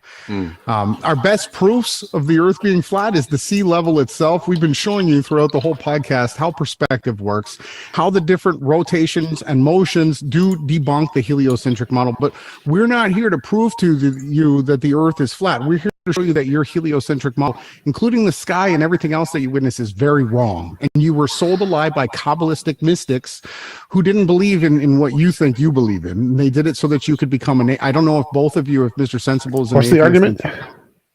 But Jason, continue. I was just talking while you got prepared. Yeah, so this is some footage that Ronnie took. We were actually with friends, so you're going to hear some people talking in the background about what it is that we are filming here. Now, the thing that the reason why I have it in here is because I can put on an array of different filters where we can see this in a whole bunch of different ways. And so clouds behind the sun is a real thing that we've been proving for a long time. Take a look at this footage. Still a fucking ocean. And here we go. So this is just the raw footage without any sort of filters there it is applied on the to it. P1000. There it is in Now the regular camera. We're gonna add a little emboss filter. But here you go. I'm gonna add a little clouds behind the sun. There's clouds in front of at the bottom here. Right? Can There's adjust clouds this. clearly around it behind it. Everybody can see. So you're basically saying that sun is within the clouds. Yep, that's what they're saying. Yes. Well, let's talk about the emboss filter. What it's doing, Jason. Well, it's working on the imagery he recorded, but you'd have seen that with the naked eye too. All you've got is some bits in that still there at about the 5 o'clock position. You can see cloud in front of the sun because it's thicker cloud. Any cloud that any cloud that's that is hilarious. any cloud that's across the rest is obviously thinner, and so the sun is shining straight through it. So you This is understand not that a difficult the thinner clouds are showing up in the emboss filter that he's applied here. It has nothing to do with the thickness of the clouds. It has to do with the perception of the depth of the clouds inside the shot. We came prepared for you to make that claim. So It's the pride let's. of Well, I mean, Likes what would museum. follow if your night claim walk. was correct? What would follow is that sun is literally within the clouds. Yes, So that's they're what we're only going to saying. be a few kilometers up.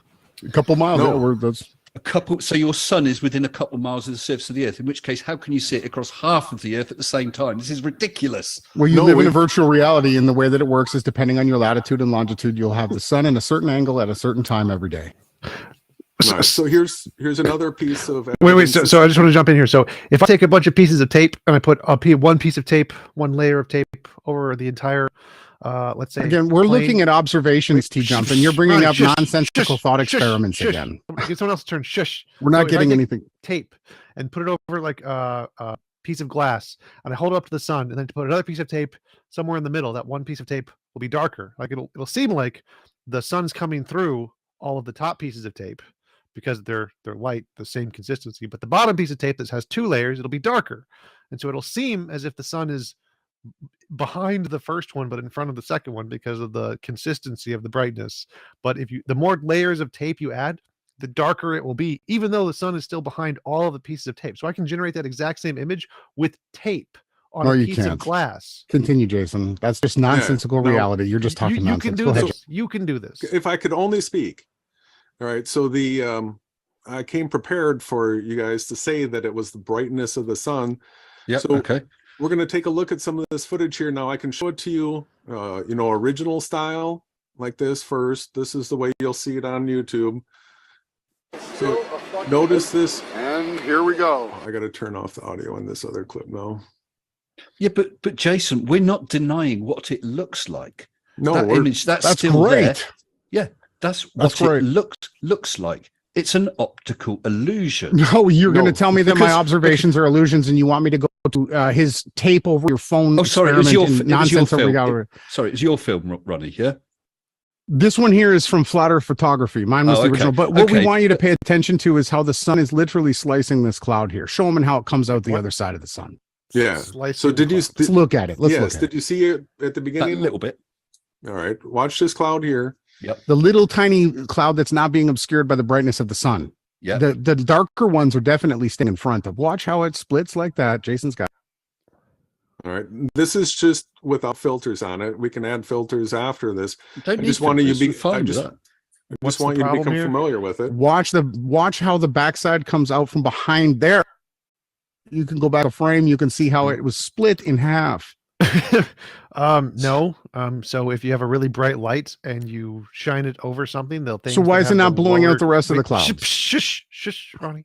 So if you have a really bright light and you show it over something that has multiple different layers of density, the lower layers of density will disappear first and reappear first. This is not hard. We're looking at multiple densities. Some of the wispier clouds are behind the sun, you guys. Open your eyes. We're showing you that the sun is like- literally slicing that cloud. It's observable, repeatable, and you can go out and investigate this yourself. We have guys that have joined on, that have watched our programs, that have gone out and bought these tools. David Pack, he joined up due to Reality Check. Wait. You can So get I us just on wanna Telegram, clarify. and he's So- going out and he's verifying that clouds are definitely behind, in front of, and being sliced by the moon. And he's just somebody that showed up not even that long ago. So again, these are things that we want people to test. So again, you can just Google creating art with tape and scalpel, and you can recreate this on a piece of glass. You can cause the Nick West exact did it same with a film thing. strip, and he had to be taken Ronnie, down because Ronnie. So you can create this exact same footage by just using layered tape on a piece of glass. do you know how retarded that sounds, Ronnie, T-Jump? Ronnie, You're talking Ronnie, nonsense. We're looking at an Ronnie. actual observable, repeatable evidence, and you're telling me you want me to put tape on my...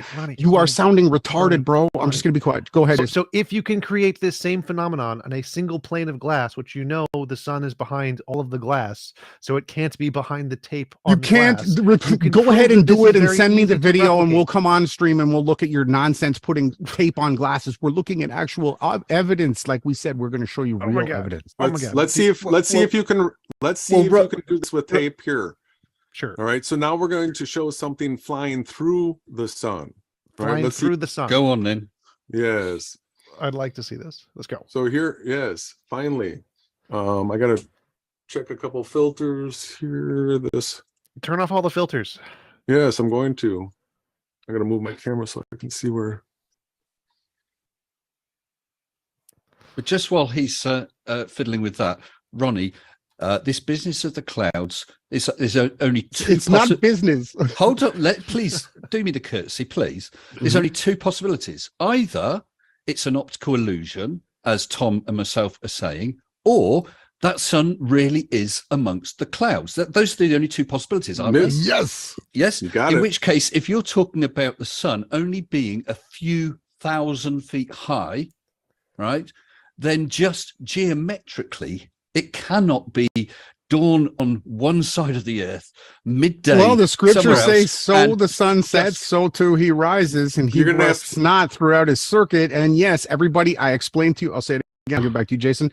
Sun's rise and set angles are dependent on where you are, east or west, on our four squared rectangle map. You're gonna have to Continue on. come back because we actually have it all modeled out already, showing the rise set angles within a person's circle of sight. We've got it to 100th of a degree per second. So this footage right here, a lot of people are familiar with this in flat Earth because it came from a popular fake flat earther, Play and it for the video. Shazwar Bug Tea. All right, so in the background here, you're going to see something come, a light come on. Just watch there. It comes through and it shoots out there. All right, all right. So I've got better footage of it than this, but I just What wanted is it to show this supposed to be? because this had millions of views on it, and so the premise is that we get planes flying through the sun. So let me go to my footage of this quick. Interacting with the luminary itself. Did anyone on the plane notice the fact that they've So been great question. flying through- So what we have here is the same principle that is put into play with everything that's in the sky. All luminaries, rainbows, stars, sun and moon, all are fixed to your observable position. Depending on your elevation is how far or close the sun and moon are. So the person in the plane is 3 miles away from us and they see the sun 3 miles further from them. But from our vantage point inside the simulation / virtual reality is the better way to put it. This is how we observe it. And this is evidence that we're putting forth. So But what we had a you've got super is chat exactly specifically the- about this. Super chat from Andres Elth. Why have no airplanes crashed into the sun? Because if it's in the I clouds, just explained it. I just explained it for you. Get a pen. I'll say it again. So the plane, the sun, the moon, the stars, and you know how they say you'll never get to the end of a rainbow? It's because the rainbow is actually locked to your position equidistantly. The closer you move to the rainbow continues to move further away due to the Do you know fact why, that it's Ronnie? a then subsolar how is point. it in the clouds? I know why. I'm teaching you the truth of You're it. teaching us So the nothing. person, the reason the rainbow but it's because appears you're to not move- opening your brain enough. If the plane has a fixed position to the sun will continue to stay the fixed distance away from the plane. But what we're observing in the virtual reality is basically how it breaks down. These are clues that were left behind for us to investigate and discover. So how is it in the clouds? Because if it's literally in the clouds, it can't be receding infinitely when you go to it. at the same time.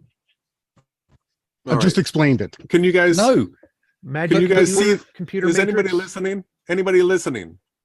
Yes. All right, we're going to take a look at an airplane that's coming in. This is footage that I got. I barely get it on the left side entering the sun, but I do pan up and we get to see it coming out real cleanly. And this is without the filters being applied. So you saw a little bit of a streak right there. Then I pan up and it comes out through the other side. Now, at this point right here, is there anybody that's going to deny that this plane is interacting with the sun? me. Yes. So you're going to Unless say that plane's about 93 million miles away, of course, and very, very large. So you're going to say that you don't see And this heat-proof. right here. Yes.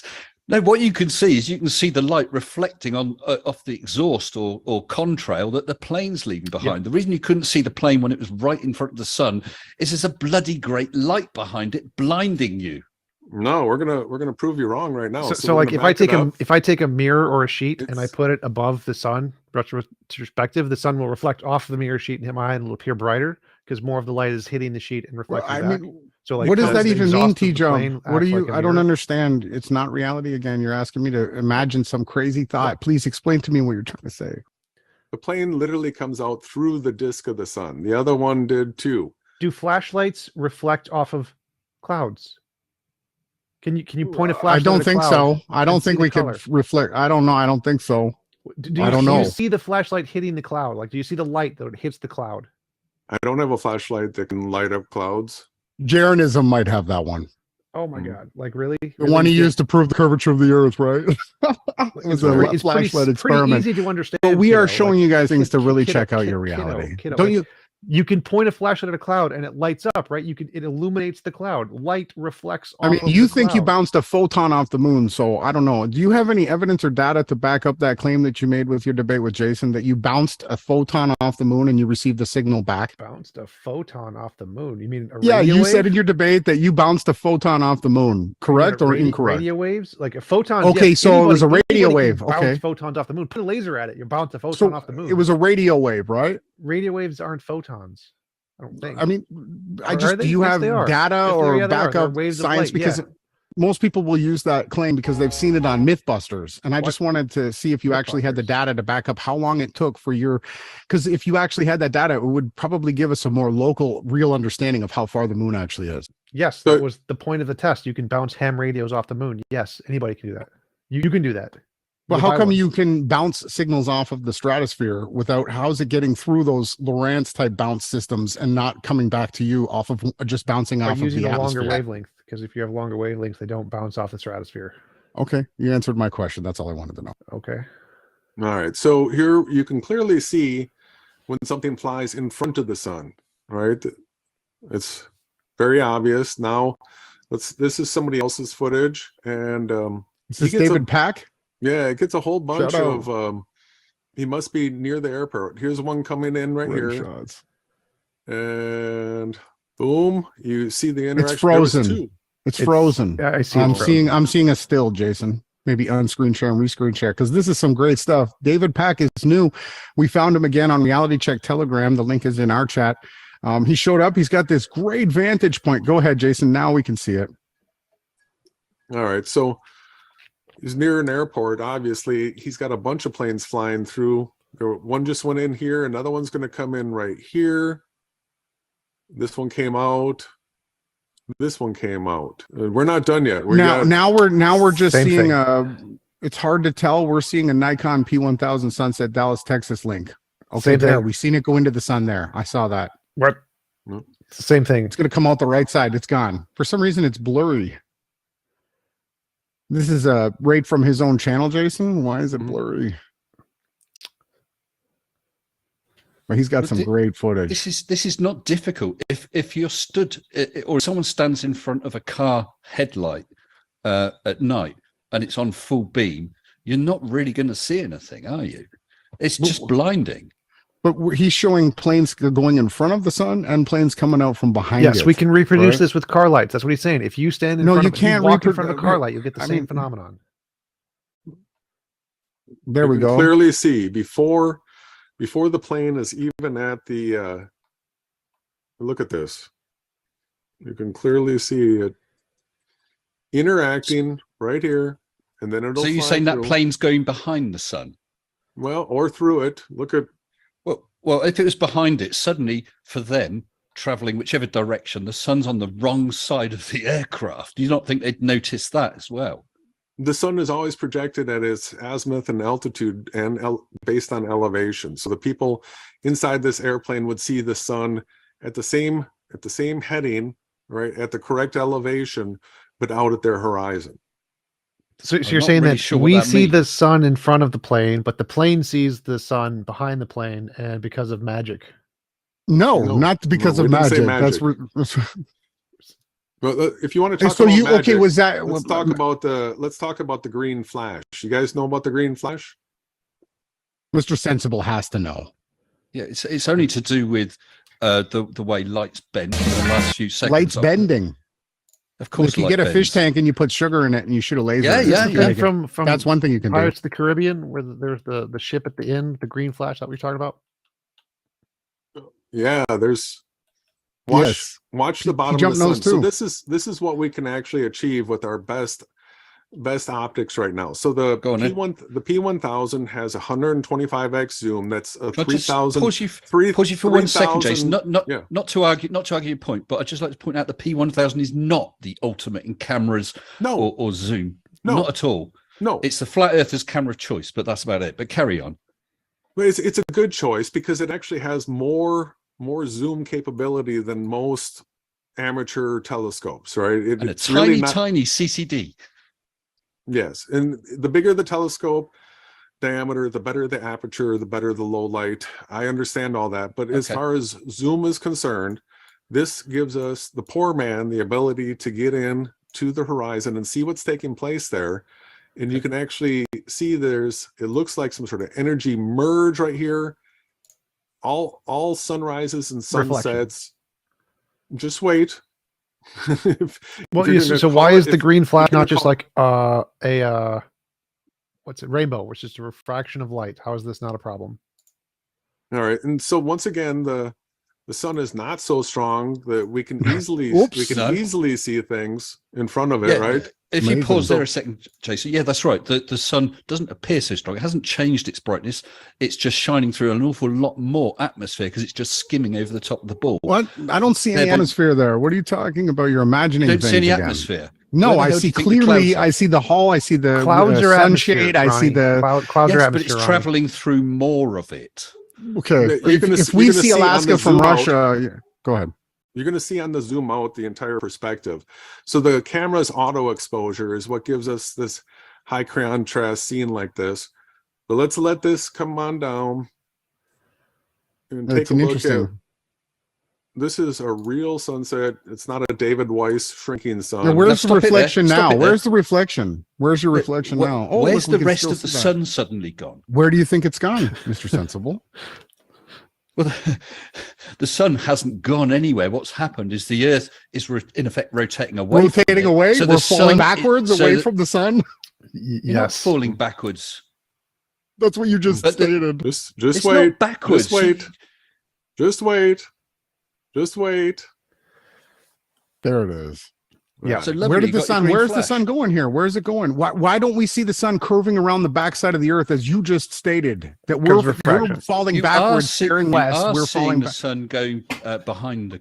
Excuse me. Behind around the the curvature. But you have got at that point just about the maximum amount of atmosphere you're looking at. What? You have changes in temperature, changes in density. We see a little refraction, which is going to twist. It's going to make it look fuzzy. And this is happening above the refraction. The whole thing's the same distance away. And if that sun is only a couple miles up, there it goes. That was awesome. Where did it go? Why is if it's 90 million miles away and it's a huge ball of light and gas and fire, how come it's not still shining around the curve of the Earth here? It is. That's why you can still got day. That's why you still got daylight there. We've got a little compilation. No, daylight has nothing to do with the sun. Daylight and night were set before the sun was put into creation. That's correct. Really? Yes, you can see the daylight. Yes. But wait, so what's the green flash? What about it? Why is it not just refraction like a rainbow? What's the problem here? You can see these flags on buoys out at the horizon right here. Right now there is the top flag on a buoy. There's another one over here, a flag on the buoy. Cool. Yeah. And this is where the sun is sitting in a green flash above the horizon. Which is evidence of what? What's the problem here? Mirages and distortion are mirages. A thing. Yes. What is a mirage if it's not? Now you sound like the fake flat earthers. Rob Skiba and Rick Dick Hummer went to the Lake Michigan and tried to pretend that they were able to film Lake Michigan from the other side, Chicago. And mirages and refraction. Yes, we see a bit of haze and blurriness at the horizon, but we're looking above that where the sun is actually disappearing into we don't know what. We're asking you what we're looking at. Yeah, no. Well, how high is that camera, roughly? Do you know? We'd have to ask David. It's probably 6 feet above the. He's got it on a tripod, right. I assume. So how far away was that sun? Because going back to your woman in the shopping mall, she apparently lost her feet at 150 yards. That was due to the and yet that vanishing sun point you of the can camera. see for several miles away, apparently slowly disappearing. Anyway, I don't know why you guys are coming up with stuff with that. Why not just go up and have a look and see the shape of the Earth? Oh, you want us to go up in a rocket? Which Yeah, is we just covered the highest altitude that has ever taken place. So high altitude balloons can get you up to, they say, 273,000 feet, and the highest rocket was able to get up to just like 300,000 feet. That is the limitation, and everything beyond that's not real. So I had talked about pressure with TJump earlier, and we went through in our most recent hangout the debunks of satellites and space travel and all that stuff based on pressure, because there's no more air up at those altitudes. We showed how the reason why the high altitude balloons break is because there's no more air pressure. That's right. Balloon expands into the there point is some, that it but pops. it's very, very low. Yeah, it gets to zero at about 150,000 feet. And we don't believe in we lived in a pressurized pizza dome like Nathan Oakley too. Don't be careful not to straw man, because that's a retarded I haven't statement. strawmanned you at all. I haven't strawmanned you. I just agreed that as you go to a certain height, the pressure gets lower and lower and lower. Nothing until it's virtually zero. It's not quite zero, but it gets to virtually zero, because even space wouldn't be zero. Well, they say at 150,000 feet, it's like 0.0000016. Well, I got a question for you. So you're saying, I just want to clarify something really quick. So you're saying that things disappear at the vanishing point from the bottom up. That means that, and the higher they are, the further away the vanishing point is, right? And so if a plane and the sun are both like far away, and that the sun is like going down the atmosphere, how could a plane pass behind the sun if it's a further away vanishing point while the sun is the vanishing point is perspective to the observer? That's what we explained. So the vanishing point of the person on the plane, the sun is still 3 miles away. But the vantage point from the person on the ground with the sun in the right position would put the plane interacting with the sun, and that's what we witness. That Nikon ever made. Oh, how far we can see? I'm going to have to go very shortly. May I present rather a neat bit of evidence? This is an experiment that I did. I think I mentioned it when we met at the top of the stream, Jason. Yeah, you can share. Okay, thank you. I'd like to show you a photograph first and see what you make of where is it? Come on. Is it? I'm not sure which one it's showing. What's that showing? Is it showing a black screen right now? It's double click. Oh no. There we go. We're good. Yeah. So what can you see? You can see two lines and a curve of the horizon. Yeah. Yep. Is that what you can see? Whether you agree with it or not, is that what you can see? Is this from a satellite? No, this is from like 30,000 feet, right? It says 35,000. Well, 35,162 meters. About 200 meters, or actually about 400 meters. No, about 3,000 meters. Beg your pardon, lower than Felix Baumgartner. This shot. That wasn't real. Yeah, that was screened, and he jumped into a foam ball pit. Foam ball pit. Well, let's leave Baumgartner out of it. I was just giving you an idea. I'm just giving you an idea of the height. This is 35 kilometers high. Can you not see a curve there? Yeah, the image itself has obviously been squished, and this is something that Red's Rhetoric tried to do. He tried to take a picture of a flat horizon, and then he tried to squish it and show you, look, measure up to the line. Ronnie, what makes you think this is squished? Well, right now we're only seeing the image itself is truncated. We're not seeing the complete fullness of the image. Well, I can tell you that right now. Okay, let me just have a quick look, see what you're seeing to make sure. Where did we get this? This is from NASA? No, hold on. I'm just trying to have a look at the stream to see if I can see live button. Hit the live button. There you go, live. Oh right, it's still showing stuff about your son on mine. No, that is not Oh, this is the NASA. image? Sorry? The image is truncated. So you're basically proposing that this is you're showing us your evidence of curvature. This is a picture from 35 kilometers showing curvature, right? I don't think it's coming through right now. You might have to reshare it. Yeah, something's truncated. Okay, let's try that then. New share? Or do I have to stop share? Yeah, okay. Stop and reshare. Has that come through now? No, it's still frozen. No. Oh, okay. There you go. Now you're about to refresh. Right. Share. Hopefully that's coming up. Now it's clear. See it. Yeah. So that is showing the curve of the Earth at a view of 35 kilometers. Okay, this, now you can see there's a grid over it with a curved line. That's the predicted curve, mathematically, the predicted curve for a height of 39 kilometers. Now, this weather balloon did not quite reach that the height we wanted, with regard to getting a good shot, able to see what was what was there to see. Now, you said it's squished. That is not squished. Those two lines here is still from a video. Just trying to... Also, what you have is when a camera tilts up and down, up in the air, what we do have is sometimes concave Earth and sometimes sphere Earth. So you've just taken an image of, well, it was pointed at an angle away from the horizon, curving it due to the lens of the camera. Okay. The answer is no. Because there's three main types of lenses. You get fisheye lenses, which are the ones where people hold a selfie stick and it looks like they're stood on a tiny ball. Forget that. You've got wide angle lenses, which do distort like that. And as you move up and down, you'll get convex and concave. And the good one. Here is an image of MAGE. This is the weather balloon. A rectilineated lens is the correct answer. You didn't give us that information. And if it was a rectilineated, you will be the only person that has proof of curvature. And if people want to let the cognitive dissonance believe that you just showed the curve, I'm trying to present the evidence. That camera, you can see the white sort of bit of pipe in the middle. The camera is mounted just below that, pointing towards the left. On the left, you can see two strings. Those are taut, spring-loaded strings. So they are always straight. There they are across the image. So if the image got distorted by me through some dodgy purposes or dodgy method, the strings would be distorted. In fact, there is a very, very slight bowing downwards of the lower string because of barrel distortion, which you get even in a rectilinear lens.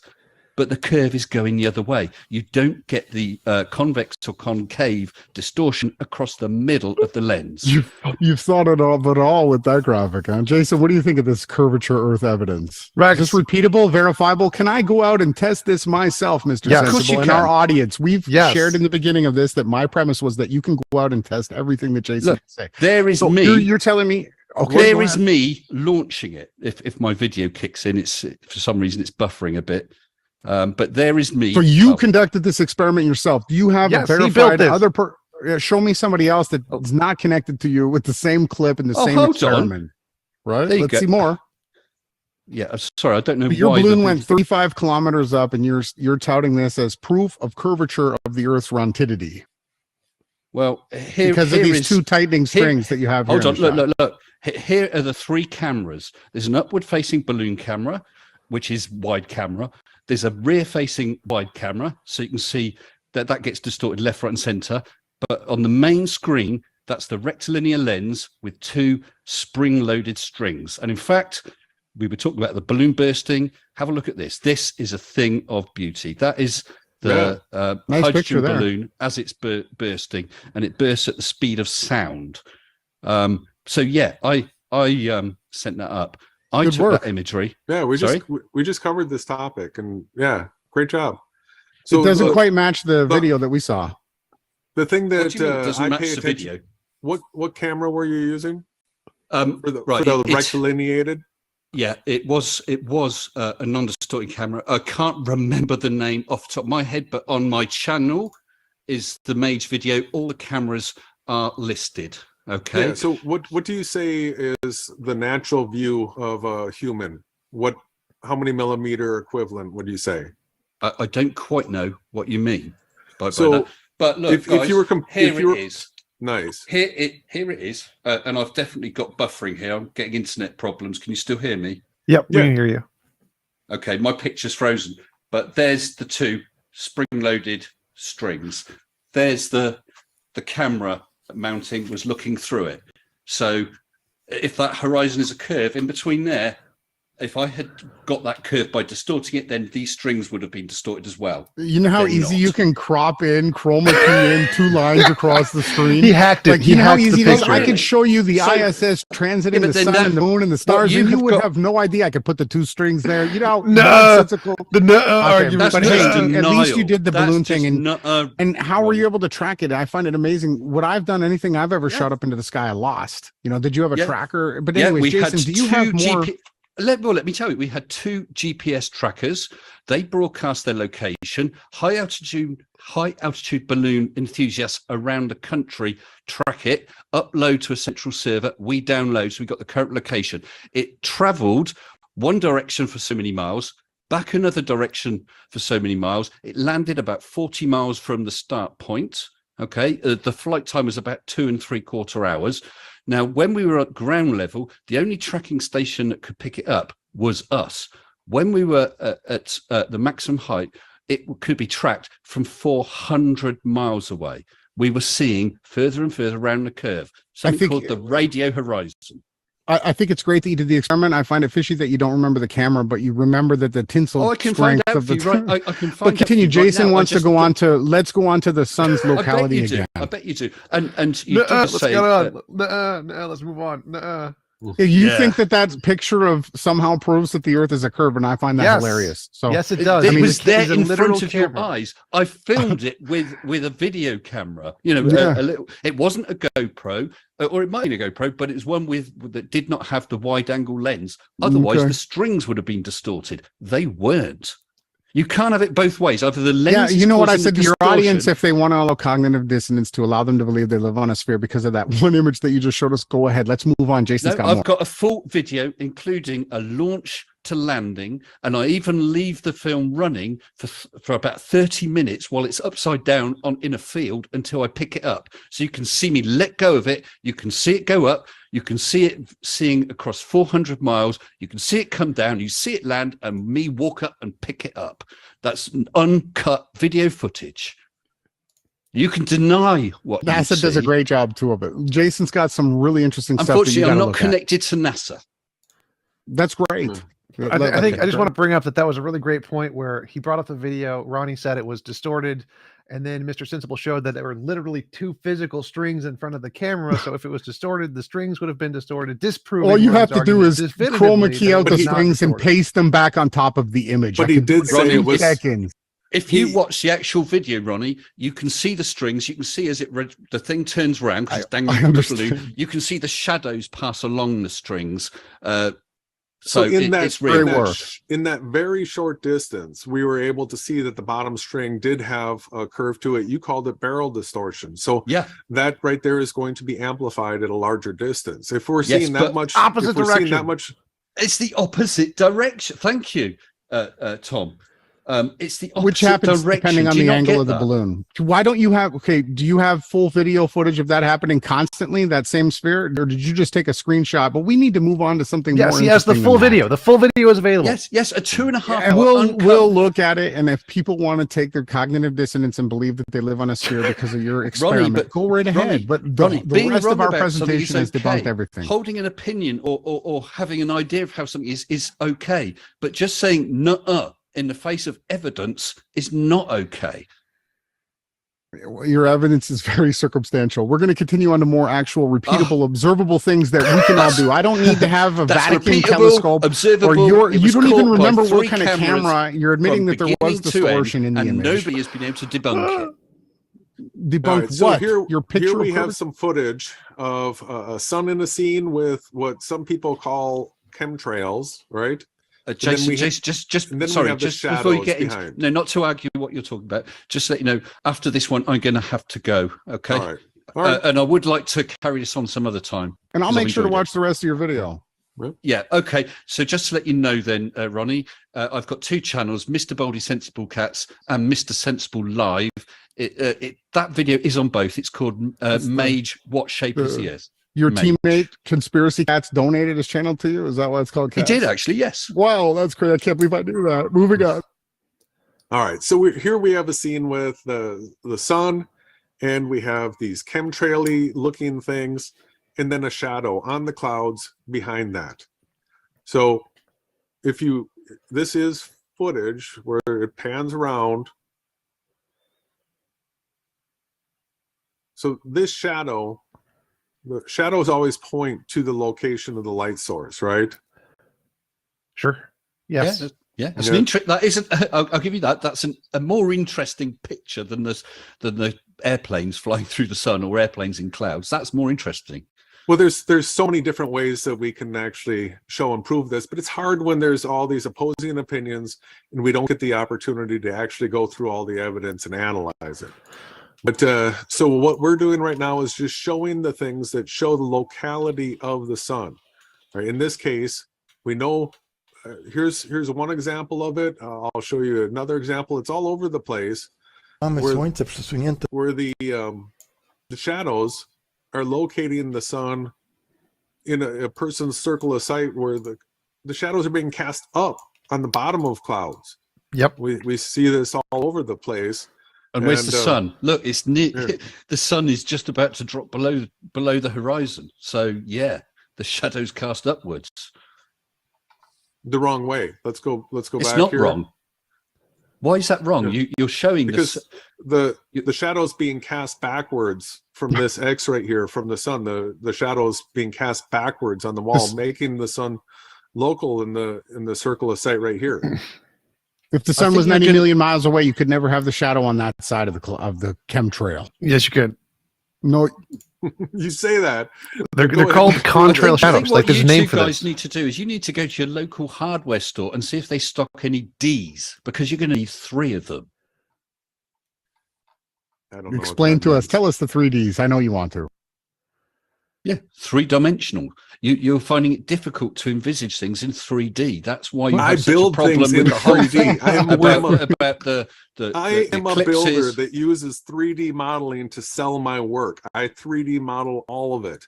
I know how I see things 3-dimensionally that other people can't even comprehend. I can look at a plan that's on 2-dimensional sheets, and I can visualize the entire thing 3D. I can tell you which light's going to cast at what time of the year, just in my head. I understand 3D, and because I understand 3D, I understand that the sun is in front of this cross right here because the shadow is being cast behind it. Well, there's actually, so this is a well-known phenomenon. You can actually Google it, of contrail shadows and how they're formed. It's pretty easy to explain in multiple different ways. There's multiple ways to do it. Tell us what Snopes says, please. Tell everybody in the audience what Snopes says. How do they debunk this? Who's Snopes? It's a debunk nonsense group. I'm just being funny. Oh. But really what we're looking at is the locality of the sun. The shadows are showing its anti-position, right? Pointing towards it.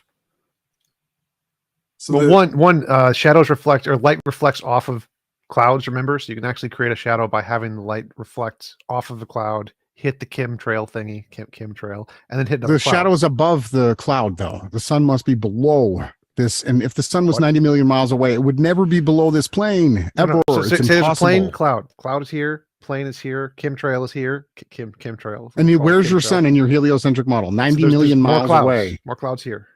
Clouds here. If we were to do it scale, if you were saying where the clouds were, the sun would have to be in England, away from you, TJump, if you're in Dallas. What? If we're trying to make a scale of what you're trying to draw in your world. Have you noticed these pictures with the shadows supposedly in the wrong place? The sun is always approaching the horizon. Because it's lower than the plane at that moment. Yes. You've noticed a great observation that is absolutely what's taking place right there. Yeah. Now answer go on, because then I'm going to have to go, I'm afraid, guys. Go on. You said that just Thanks for coming on. Appreciate it. into the chat. We've got an echo. Literally. I don't know what happened there. No. All right. So here's the video I took. As you can see, here's one more example. Matt Long, he had a P900. He's filming out, and the sun is actually coming up through the cloud layer before the horizon. And no, the horizon is where that line is across. Yeah, you don't see the partial disc. No, close your eyes, Mr. Sensible. You don't see it. This is the horizon. Yes, the horizon's back here. Just wait. I know it's hard to understand, but we said you were going to be reality deniers. It's fine. We're just trying to broaden your horizons. You can clearly see when he zooms back in that the sun is in front of the horizon. That in and out move. So now we got this. Now we got the sun coming out of the sea. So it's going through the clouds. It's dunking itself in the sea. It's just clouds. There's no sea there. We've got all the footage. We can show it coming up out of the ground. Trees behind it. This is popular footage that a lot of people know. And this one actually debunks Eric Dubay, because Dubay teaches that the flat Earth is a pizza pressurized dome and that the sun is always 3,000 miles up. What Jason was showing here is that the sun is actually local and goes way below the clouds. Those clouds aren't 3,000 miles high. Okay, no, that's a brilliant shot, and I can never remember where to get that from. That shows you that if you've got the Earth, you've got your plane up here, the sun's here shining up from underneath the clouds. You have just busted the flat Earth. Thank you. No, we haven't. No, this is actually predicted in the flat Earth that we share. Yes. Oh, really? Yes. I'd like to know how the path of light can travel to come up from. You're gonna have to watch the video. We showed you. You're gonna have to come back. Unreal. Rises from the east, sets in the west, right? Guys, I am going to have to leave now. I'm going to say thank you very much, Ronnie and Jason, for hosting. Because it has been fun, and thank you for Tom for being my or allowing me to be your team tag mate today. Really Thanks for coming on. Really appreciate it. No worries, guys. I'll try and watch the rest later, and if you are going to do a part 2, I'd be up for that too. Sounds good. Cool. Thanks for joining. And so, if I could just give a final shout out. Yes. To myself, as I said earlier, I've got 2 channels. Mr. Baldy Sensible Cats with a Z, which is where I've got videos, and Mr. Sensible Live, where I've got some of my older videos, and I've got live streams and things like that. Please check out my Mage video, where there's several versions of the video. There's one where it's edited down to 45 minutes and explains everything. And shows the results, but there is also an uncut film from both the balloon camera and an uncut film from launch to landing from the other cameras as well. And I would like people to come back to me and try and debunk it. I really would, because several people have tried, and only one person, I'll give a shout out to him, Brian's Logic, came up with one problem with it. The temperature readings were a couple degrees too high, which I acknowledged. But other than that, no one's managed to debunk it. So I'm going to say thank you very much, everyone, and thanks for all the viewers. Good night. See you. all right, TJump, do you have any questions that you would like to go through? We got about 8 questions, 8 super chats. I have some more memes to run through real quick while he gets the super chats memes are and great. questions. Memes are great for views. Let me show a couple, Jay. Can we? Yeah. Yeah. If I'll take the screen share, I'll show a couple more memes here before we move on to the super chats. So these ones are pretty good. I don't know who believes in the wrong screen share. Let me stop. I'll let you point up here. God damn. I got to screen share what is it that I want to screen share again? Yeah, my Final Cut. So check this out. Do you guys know or believe in the dinosaurs? Did you know that Sir Richard Owen, who created the term dinosaur, wanted to prove evolution to be true? He knew that many in the scientific community embraced that same goal as him. So he was broke, desperate to succeed. And after his invention of the, quote, dinosaur in 1842, amazingly, the first dinosaur discovery happened in 1858. Did you know that this is where your dinosaur story comes from, TJump? I don't believe that's true, no. I'm just reading to you from the evidence. Moving on here. This is what atheists be like. First this is my dinosaur was discovered grandfather. First dinosaur was discovered in 1677 by Robert Plot. Oh, so this is all incorrect, you're telling me? Yes, your meme is not factually correct. Surprising, I know. I know like all facts on the internet are true, but typically memes not. Okay, so we'll do the back check and we'll you send me who you think it was and your evidence. Robert was the Plot, first one. P-L-O-T, is credited with discovering the first dinosaur bone. Okay. The first dinosaur bone. Yep. Before the theory and term of dinosaur was even invented. Okay, right, good so one. Discover Moving on here. This like is appendicitis. People died from appendicitis before it had the name appendicitis because sure things can happen before we name them. Yeah, they found some big bones. So this one says atheists be like, this is my grandfather, right? I don't know how you guys believe it. And for anybody that needs to know, you need to hear this. Cartoons are not scientific evidence. This is not real. What you're seeing on the screen, due to copyright and violations of certain things, I won't say what this is. This is a cartoon. This is a cartoon. We actually, just to clarify, we have actual pictures of COVID virus. Like we have. We pictures. We don't from an even want to electron talk about microscope. that. If you say those words, we're going to get censored now. Like we I don't know, already like, are. Did you know that I discuss COVID all the time, so it doesn't normally happen. Just by saying those scientism, words. right? 90 degrees times 4 equals 360. So a 360 is a square, right? Here, let's go into your actual globe Earth proofs that your partner there should have brought up. There's a curve, but you're never going to see it. There's a spin, but hey, you're never going to feel it. One sec. There is a curve, and you will see it at 35,000 feet. Oh yeah, right. Your one friend who's got he forgot the camera that he was going to use, and not only that, showed us distortion. But there's a spin. There but is hey, a you're spin, never going to feel it, and you will feel it. Or I don't know if we can feel it, but we can see it with the Foucault pendulum, so you can see it. Yeah. Foucault pendulum is assisted by electric power. Nope, they they're don't not. just perpetually move forever. TJump, no. that's retarded. No, they're not. What? So Foucault pendulums use a magnet in order to reinforce. Oh, a magnet, right? They have to be but plugged not in. all of them have that. You can build them without those. Those are things. So they're perpetual museums motion use. machines that you're telling me. The first perpetual motion machine is not a Foucault pendulum. Take turns. So in the industrial Foucault pendulums at museums, they use an electric magnet to keep it moving, because obviously it would lose momentum and stop moving if they didn't. Yes. But you can just remove those and they still work fine. So until they stop moving, right? Until they stop. And depending on which direction you started off, the Foucault pendulum is one of the stupidest things. If someone super chatted that, I'm sorry they wasted their money. There's a space, but hey, you're never going to go to it. There's a force, but hey, you're never going to be. Been there. There's a force. You're never going to be able to measure it. What, Freemasons? We can measure gravity. Right? So we your Freemasons went to space. Right. Here, before you attempt to insult flat earthers, understand that math and science disprove curvature and motion. Right? Get that into your pipes and smoke it. What other ones didn't we show? So at what point does your gravity curving water hoax take place? At what scale does this boat here then go over a giant hump of water as proclaimed? The horizon part at the end, that's where. The horizon, that's our vanishing point. This one here, the first rule of spacewalk, Jason knows it. Do not piss in the pool if you haven't seen this. We can do a few more here.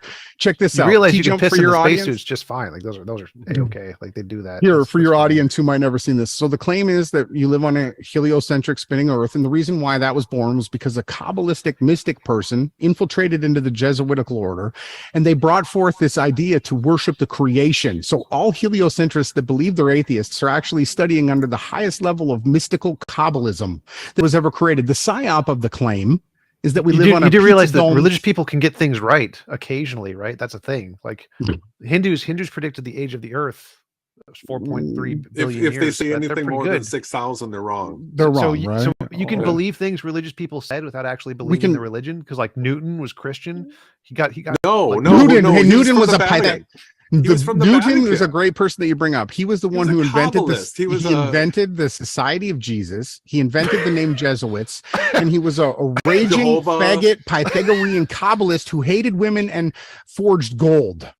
And he came up with your thought experiment that now people have. Did he? So he was a gold forger. All right. Yes, and he was also a heavy faggot Pythagorean heliocentrist. That's where your whole atheistic religion came from, was from deep mystical Kabbalism. I think you're still confused with people can have beliefs and get things right, and you can believe the right things without believing the beliefs. Those are not the same thing. But yeah, he still was only a geocentrist. He was not a heliocentrist at all. It's not until the 1850s that heliocentrism really got any sort of movement at all. I never. This one might trigger your audience. It's irrelevant.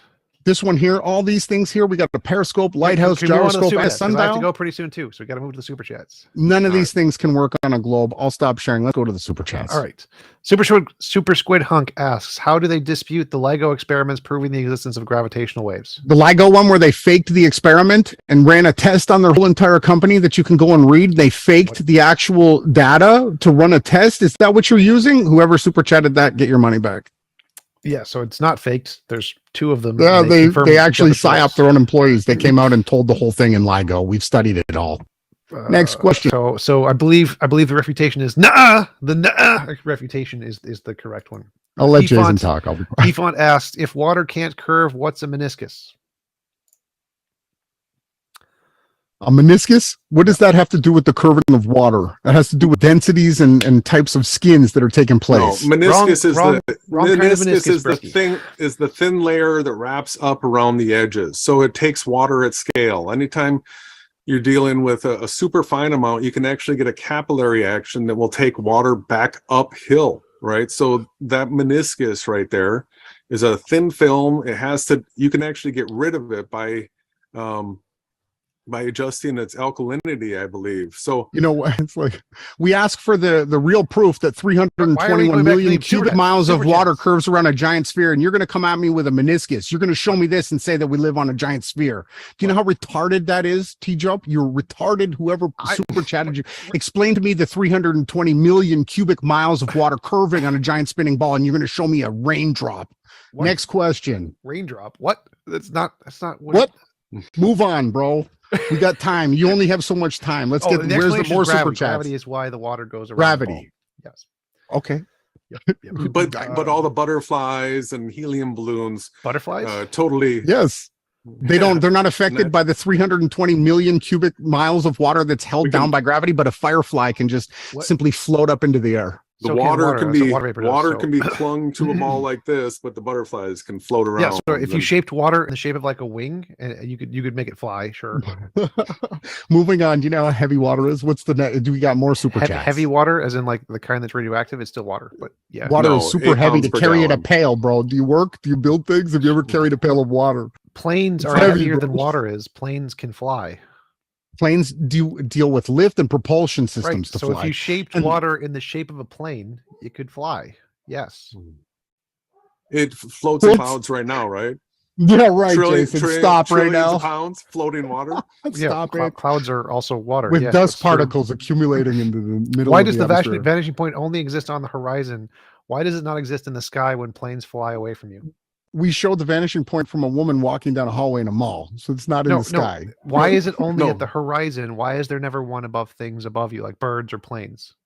Yeah, because you'll see that at the distance of a plane that's coming in on the horizon, it'll actually come in above the horizon because of its elevation. Now, if it's a low flying airplane, it'll show up at the horizon in your circle of sight. But if it's flying real high, it will actually just appear from being so small that you can't see it to now being visible. It'll fly across in your circle of sight, and then it'll disappear before getting to the horizon again. So the distance that's is, what why we all can't it go witness. up and disappear if it's going up? Why do you still always see it? I Like, don't if you- I understand. think there's he's a- if trying to there's a- explain why we see the belly of the plane and not the No. back so of it as it flies vanishing around the point is curve. if something gets far enough away, some distance away from you, it starts to disappear, right? But it only disappears if it's like on the ground. If it's in the air, it goes farther away. You said like the vanishing point increases the higher the thing is, or something. Yeah, it'll actually disappear up in the sky. You just Moon gotta is a watch great planes example of come that. in and out of your circle of sight. Show me some of those. I want to see a plane going straight up and disappearing. Not straight up, it's flying horizontally through your circle of sight, but because it's traveling at its 20, 30, 40,000 feet, you won't be able to see the plane at the horizon, and you'll see it appear in the air. It's everybody witnesses it. That just go film. Well, that's why the Cool. question: why is the vanishing point so much further away in the sky? Like it's infinite the higher you go, essentially. Because it increases your circle of sight. What? Yeah, the diameter of your circle of sight increases with elevation. So when you look The up, higher, the higher you have a go, the cone? larger the circle of sight. Okay. And the larger vantage point you can be seen from on the flat plane. It works both ways. The higher you go, the more you're able to be seen from. And that still despotizes and breaks down around 10 to, Jason was going to show what the record was. Was it close to 80 miles? Yeah, 80 miles is really the record distance that we have for any ground-based observation. So if you're on the ground and you're filming something else that's part of Earth, we do have 80 miles being the record. That's from a rest stop on I-90 where you can see both Mount Adams and Mount Rainier. And if anybody can come up with something longer distance than that, please let us know. We'll research it, check it out. There's some fake flat earth disinformation out there that suggests being able to see 200 miles, 300 miles, and then people will go crazy and bring in Jay Tolan Media and say we can see 1,500 miles, and all this is We can see bullshit. billions of miles. We can see stars. No, you can't. We have already established you can't Yeah, we- zoom anything in beyond the vanishing point. Yeah, we could have gone. Your own teammate stated that we cannot zoom the hull of the boat back in, right? Remember, vanishing point gets longer the higher up it is, right? So if there's something directly above you, it doesn't matter how far away it is, your vanishing point, it can be. So you then can why still is see it that when we went up in our balloon-borne experiment on our last podcast on Sunday dealing with satellites and planes, why is it that we didn't see any of the stars when we got up into the sky? I don't When know. you go Were to a certain blind? elevation, why do the stars all disappear, T-Jump? Wait, what? After what is this? 40,000 What is this? feet, the stars there are no- disappeared at night. When did this There happen? When you go in a plane, stars disappear at 40,000, lower than 40,000 feet. They're completely gone. Go ahead and verify it. Test me, prove me right. Do stars disappear when you are in a plane? At nighttime, at a high elevation, they do. Jason's verified Yeah, it I'm getting a himself. no. I'm getting a solid no from everything here. What? No, Why do you think that there were no stars in any of the pictures from the supposed moon landing, T-Jump? What? Bad There are no quality pictures photos? of the stars from the supposed moon landing. Probably because bad quality photos. Didn't have the camera. Probably couldn't pick up the light. Most likely, I'm guessing. No, at if 30 there's at if you're in a 30,000 plane, there's feet probably lights at in the plane, night, but- if you are above the clouds, you're not going to see the stars, even if there's no clouds below you. But once you're into that range, and you can do the Google search. Why can't I see the stars? Wait a out the minute. airplane I have window? pictures from a plane at 40,000 feet that I was in with stars. Like they don't.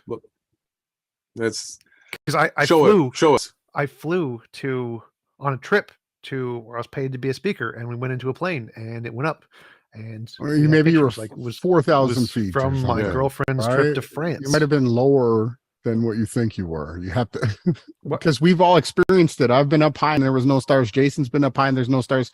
So you're not going to tell us that you're the only person in the realm that's ever captured stars from this elevation. Well, I think It's like you impossible. guys are the only people who haven't. That's more likely the case. That's retarded, bro. Do the Google search. I can find it. I can find it. Oh, next question is, what is it? If we had a flat plane that was angled up into the sky and we drove a car up it, are they suggesting that the car would disappear from the bottom as it goes further away? Seems like that shouldn't be too hard of an experiment to perform. That's impossible. It's one of the most retarded things. You want us to create a completely vertical road, the car would just slide Not down perfectly. Oh my god! It doesn't matter if it's perfectly vertical.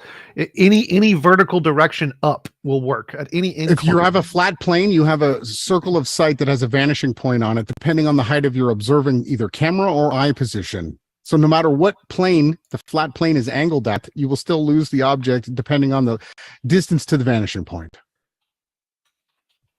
So that means the question was: if we built a big ramp and drove a car up it, would the vanishing point imply that it would disappear from the tires first? That was the question. Jason, what do you think? I'll turn it to you. I'm not even paying attention to that. I was just preparing to show everybody what the largest telephoto lens of all time. All right, you can look this up. So this here's is I found the picture: Canon. meteor shower at 40,000 feet from plane. There you go. Stars. You understand that in order to take pictures of the sky at night, You have to be it fixed. takes long exposure, right? It has a very long exposure. So if there's any movement whatsoever, it's just going to be a Blur. right? No. Yes. No. We filmed the stars, Have you- bro. have you We ever actually go out and do taken any- this.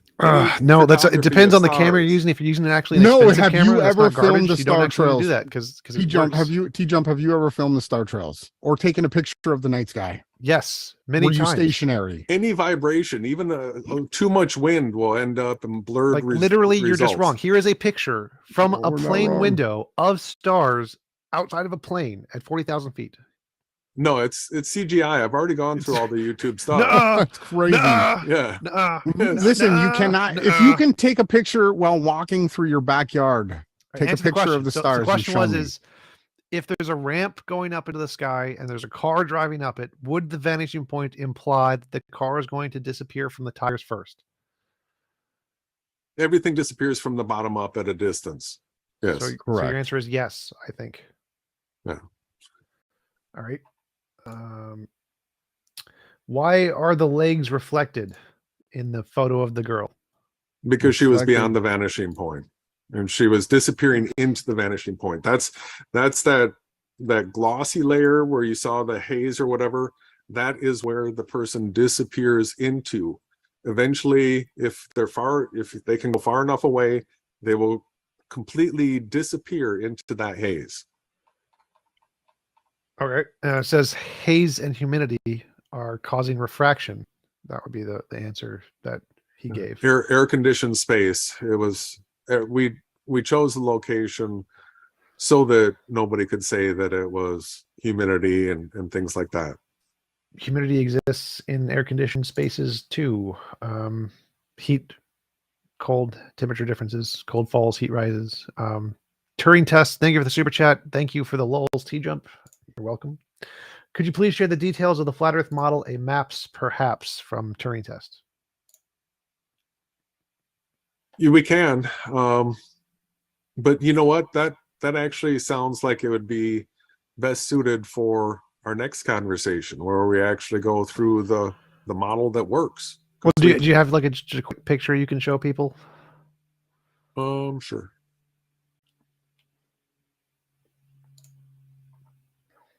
And you are screen sharing again the OBS screen and all that, but it doesn't matter as long as people can see the evidence that you're bringing I clicked forth. on the right one. Oh, did you? Yeah, it's fine. I don't mind. We're not trying to hide anything. Are you trying to find the picture of the map? Yeah, it's right here. Okay, boom. So I can actually even. It's too bad Mr. Sensible's not here, because this actually shows day traveling over the face of Earth. So this is a stereographic map that has 2 polar points, and the yellow lines are the tropics, the red's the equator, and what I have is circles of sight that show sunrise through sunset. And so if I hit play on this, is it at this section? So I actually put it into, here it is.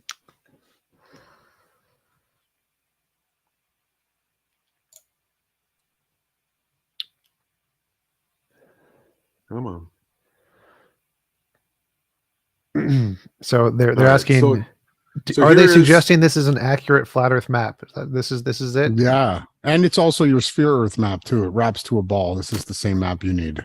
Well, see, the thing is every single latitude and longitude. So there's, just to clarify, there's 2 halves to like Antarctica at very different locations. It's split. There's 2 polar locations, and Antarctica is split east and west. Have you ever seen a map of Antarctica where they split it east and west? So I'd have to. There's no way I could walk from one of those to the other one. Sure, you could. No, absolutely. You got to watch the video. It's all explained in it. Yeah, the easy way to explain it is we live in a continuous closed system.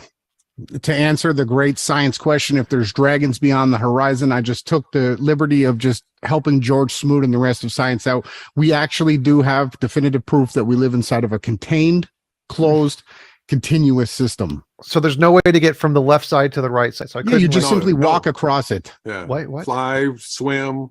You can arbitrarily move the borderline anywhere on the map. It doesn't matter. It's a contained, continuous system in all directions. So like you would, if you crossed the right side, you would teleport to the left side. Is that what you're saying? There's no teleporting. Like I said, you can move the imaginary boundary. We've set the map up like this in a stylistic way that you can understand the land masses. You've acted like you understand video games and computers, but now all of a sudden you're sounding confused.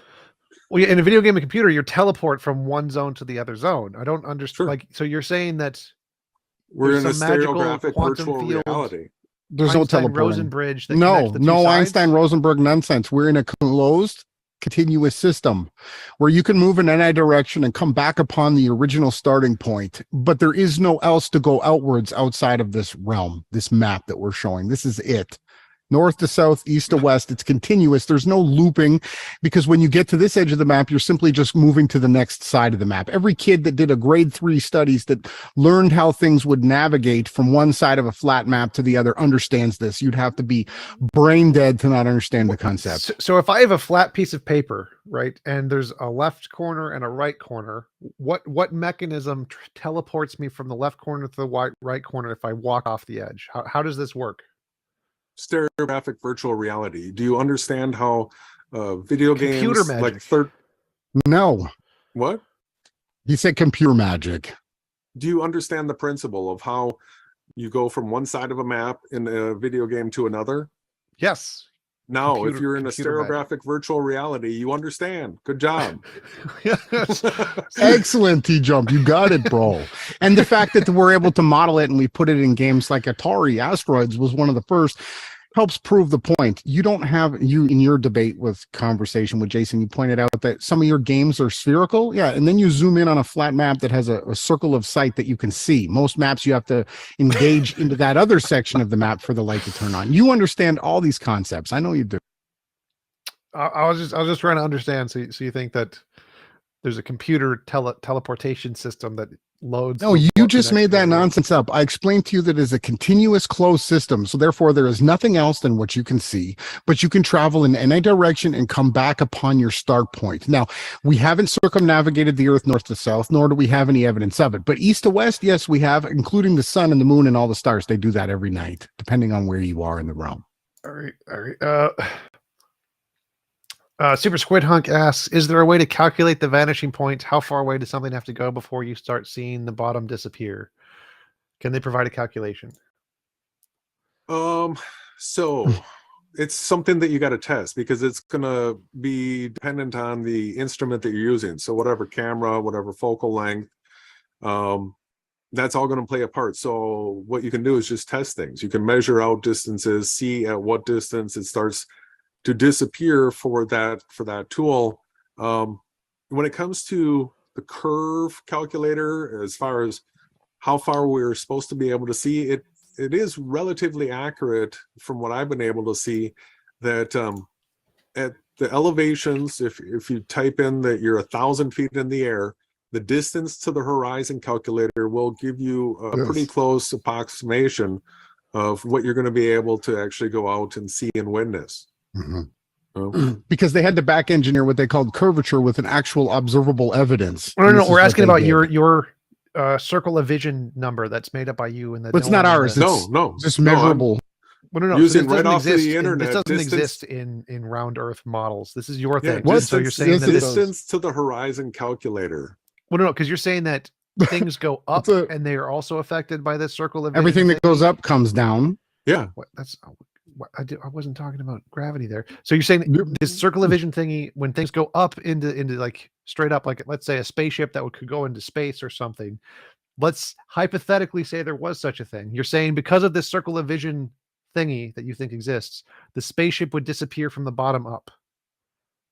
So now you're asking a hypothetical: if a spaceship was to take off and go straight up, it would actually be lost due to its totality of the way that it gets smaller. We can only see things from how far do you think you can see a school bus? How far can you see a school bus, TJump? This is what the questions we're asking. For like half a mile. Does the circle of totality thingy that you're talking about affect objects going up the same way they affect objects on the horizon, where they disappear from the bottom up? That's the car on the They don't disappear from the bottom up. If an object was to fly directly above you and straight up, it would disappear due to the shrinkage of its totality and size. You can only see a school bus drive away so far without the so-called vanishing point in the way that we observe perspective. Your hypothetical is imagining that we could see forever when objects get a lot smaller as they move away from us. So even if that's the question. That's the question is would you be able to see the object disappearing from the bottom up if it was going up? No, absolutely not. You need a flat horizon and a plain earth with an actual circle of sight vanishing point to actually measure what we actually measure in reality. Right. That was the question. The question is why is there the vanishing point only at the horizon and not up? It will go out of your circle of sight if it goes up too high too. Anybody that's let a high altitude balloon go up will know that it went out of their circle of sight. That's when they couldn't see it anymore, right? Going straight up. And you're saying that thing will disappear from the bottom up as well? No, it'll diminish in totality to the point where it's just not visible anymore. The horizon is the obstructor, the bottom up. So something going away from you on ground, on water, right, that will disappear from the bottom up as you're going away. But something just straight above you will diminish in totality because there's no horizon to block it out. Okay, so the horizon is the thing that causes things to disappear from the bottom up, and it doesn't apply to the sky stuff. No, there's no horizon in the sky. It's a vast open expanse, as it says in Genesis. That was the question. That was what the people were asking. Yeah. Okay. Good. I think that's it for the question. super chats. Thank you guys for coming on. Appreciate the time. And Thank ready you. to close it out whenever you are. All right, You sounds guys have any good. super chats? No, We're we not- don't do we're- that. We're not monetized. We Oh, do all gotcha. this for free. Gotcha. Passion project. Yep. Cool. Well, thanks again. Let's do this again sometime. And All yeah, right. Mr. Sensible was talking about you chatting with Fight the Flat Earth. That would be interesting for me to host as well. That would be fun. Two grows. Two grows. Well, he was trying to say, Mr. Sensible, Jason, that Fight the Flat Earth, maybe he's not like that anymore, that he actually, he'll okay. treat us with respect, he was saying. So I don't know. We'll talk. We'll see what goes on. Maybe if by popular demand, right? Maybe Yeah. I'll sit I out can- the next one. I feel like I did a lot of talking, so I'm good. Well, I can moderate. I can moderate and be fair. I can self-moderate. We just yeah. Well, no. So I'd be moderating him. That's your concern is him, right? So I would be Yeah. happy to moderate and make sure you both get equal time. It'll be No. great. As long as we're not under somebody else's thumb. If we've got the live stream, yeah, anybody can act ridiculous, and we can just let them go if they can't behave, right? Sure. Yeah. But thank you. And Yep. so maybe we'll have the opportunity to go through the stereographic virtual reality explained. So far today, what we've done is we've debunked heliocentrism. We've shown people their small circle of sight, and that the sun, moon, and stars are actually operating within your circle of sight. And it's been great. Thank you, TJump.